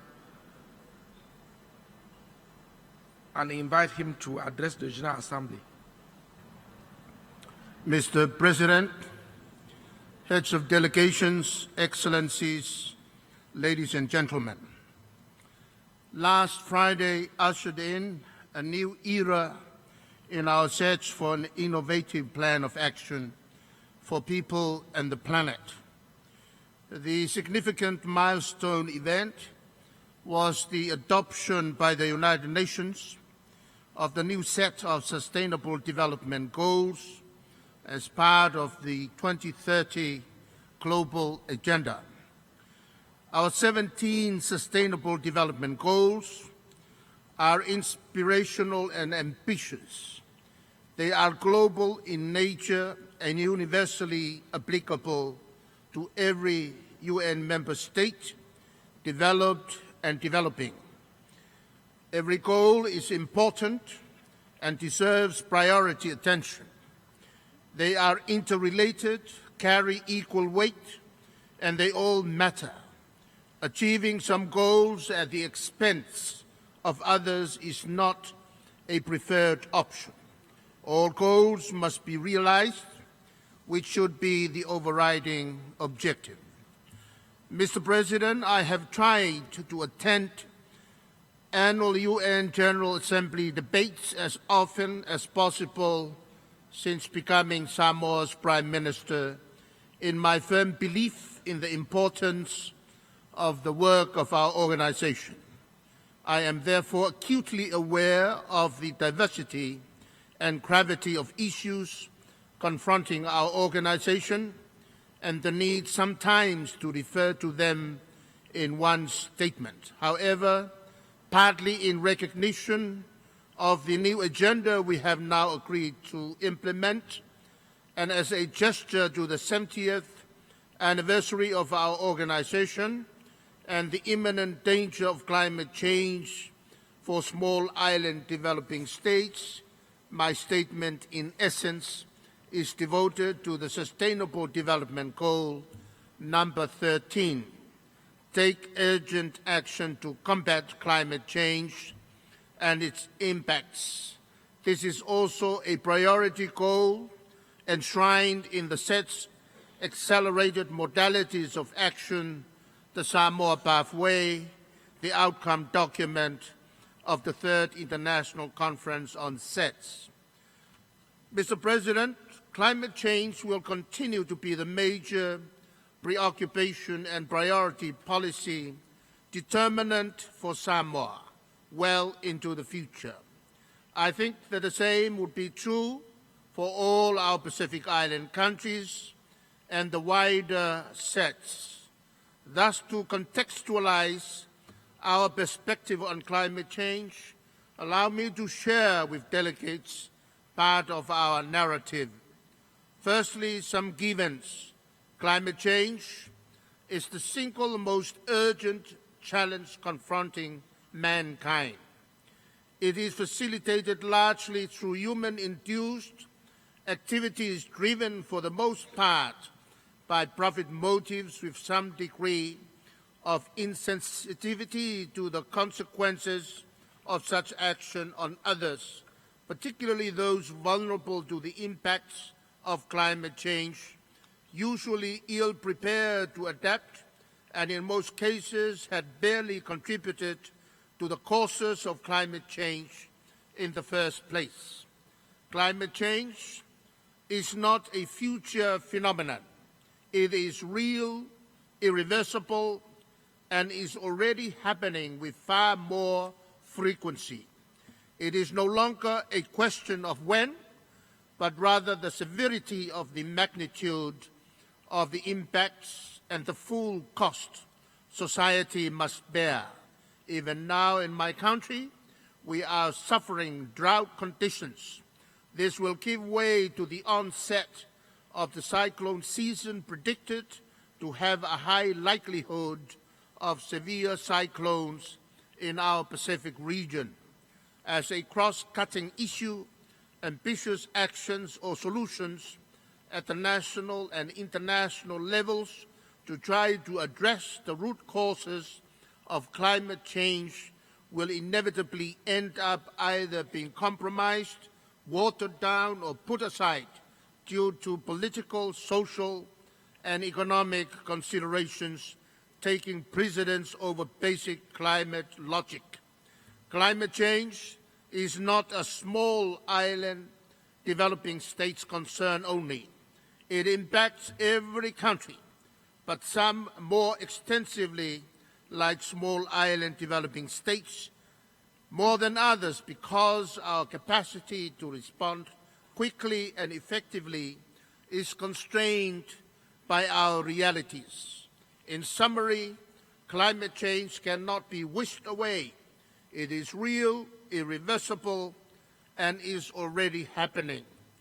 It has significant security implications, and its impact threatens the continued existence and viability of some small island developing states. Even those countries which have been in self-denial to date of the climate change phenomenon must surely now accept the weight of scientific evidence. Mr. President, Samoa is a small island developing state from the Pacific, a region recognized and acknowledged as most vulnerable to the impacts of climate change. Our islands contributed the least to the causes of climate change, yet stand to suffer the most and least able to adapt effectively to the adverse impacts. Climate change is a security risk of far greater proportions than many people are prepared to admit. For some of the low-lying Pacific islands, climate change may well lead to their eventual extinction as sovereign states. Just a few months ago, I was privileged to attend the Special Security Council open debate on security concerns of SETS. It was an important opportunity to highlight in the Council the security threat of climate change for all our small island developing states. Mr. President, against the backdrop of the existential threat climate change poses, especially to atolls and low-lying islands, SETS had long been advocating for ambitious mitigation efforts by member states with the capacity to do so, and for a global goal of limiting the rise in average global temperature to well below 1.5 degrees Celsius to prevent some of our low-lying islands from being submerged by sea level rise. We have also consistently called for a loss and damage mechanism to be anchored in a new Paris Agreement to be treated separately from adaptation. With the gradual operationalization of the Green Climate Fund, we have asked SETS representatives on the Green Climate Fund board to ensure that the spirit and letter of the governing instrument of the fund, as they relate to those areas that will be beneficial to SETS, are retained and not compromised. Our pleas over the years on the 1.5 degrees and the loss and damage had largely gone unnoticed. At least the countries our messages had been intended for remain unconvinced, but I hope not disinterested. Part of this, I think, is due to some misguided notion that the climate phenomena and related events affect small island developing states only. Some might have concluded already that climate change is not life-threatening and does not affect them either because their countries are huge in sizes or well-developed infrastructure to be shielded from any real damages from climate change impacts. It may also be that there is an implied sense that if the large problems of the bigger, stronger, more populous and well-developed countries are solved then the solutions to the afflictions of sets will automatically follow. As a result, challenges facing sets are conveniently viewed by others from the same lens, which blurs the distinctions and fails to bring out the truth about the urgency and dire consequences of the problems we face because of climate change. But times are changing, and the world has witnessed in recent months a year's epic outbreak of horrific natural disasters unprecedented in the 70-year history of our organization. Tsunamis, hurricanes, earthquakes, flooding, bushfires, droughts have resulted in countless loss of lives and untold sorrow and suffering. Especially noteworthy is the fact that developed countries are no longer insulated from the rich and the destructive force of these events. Some countries and regions have been visited upon by climate-related and natural events like cyclones, bushfires, flooding, earthquakes, volcanic eruptions, droughts, tornadoes, etc. Mr. President, what is happening across our planet is quite significant because it discredits the long-held perception by some that climate change is a small island developing state's concern only. Nothing can be further from the truth. Events of the recent past have demonstrated that climate-related disasters do not discriminate between poor and rich countries, big or small. Climate change affects us all, developed and developing countries, though in varying degrees. I submit, therefore, that this realization should shape our overall approach going forward to the Paris Climate Conference in December and beyond. Hopefully, it should also help to shift the focus in the relationship in the specific context of climate change from that of donor-recipient or donor-victim to one of partner-partner in a joint partnership. While this may sound overly simplified, its real value lies in the change of perspective this reorientation should bring and in how we view our respective roles when trying to address climate change. This, I think, should be beneficial to all, because we are now all affected by climate change in one way or another. That should energize everyone to do their utmost, either as current or future victims of climate change impacts, to ensure that we address the root causes urgently and in a decisive manner. After all, human nature tells us that when we are asked to do something for a friend or someone else, the impact is not the same because there is no sense of obligation, commitment, or urgency. But when we have to do something because it will affect us personally, our children or family, nothing will stop or prevent us from doing all that is possible within our power, especially if it affects our own safety and future. Hopefully, member states, imbued not just with the projections of science, but now with the advanced evidence of actual events, will be prepared to go to the extra mile to do the maximum possible for their own future survival.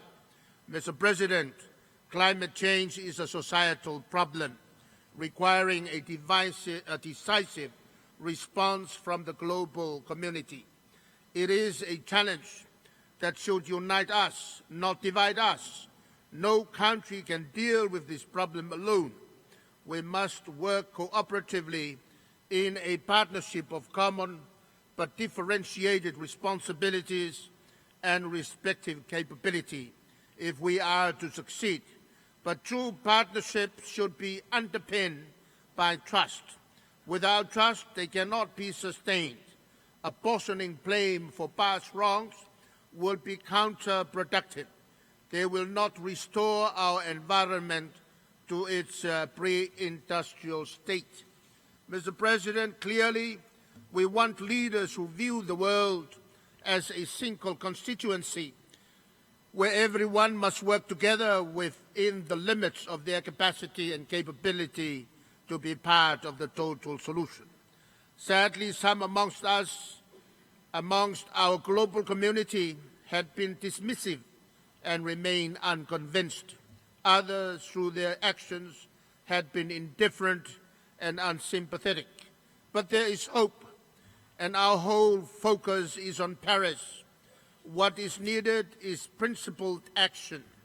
The Paris Agreement requires a new brand of cooperation and broader outlook. The narrow pursuit of self-interest, the use of economic and political expediencies should be set aside and must not be allowed to derail the goal of concluding a universal, ambitious, and legally binding agreement. Climate change is also everyone's job. While acknowledging historical responsibility is legitimate, allowing it to get in the way of making decisions to reach a comprehensive agreement would be a grave mistake.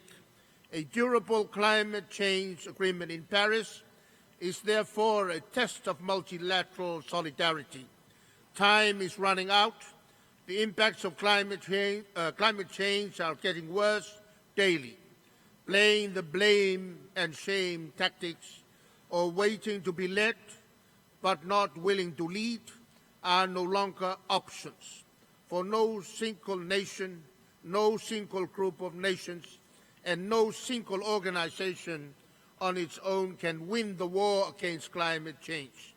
The divergent yet inextricably linked interests of member states demands that we seal a good deal in Paris. The Paris Agreement should focus on both national action and the inclusion of all stakeholders, a timely reminder that no action is too small or insignificant. All contributions matter and every action counts, irrespective of the source. Importantly, it places the responsibility of addressing climate change squarely on every individual leader in terms of what national actions he or she can commit to deliver as his country's contribution to our collective task.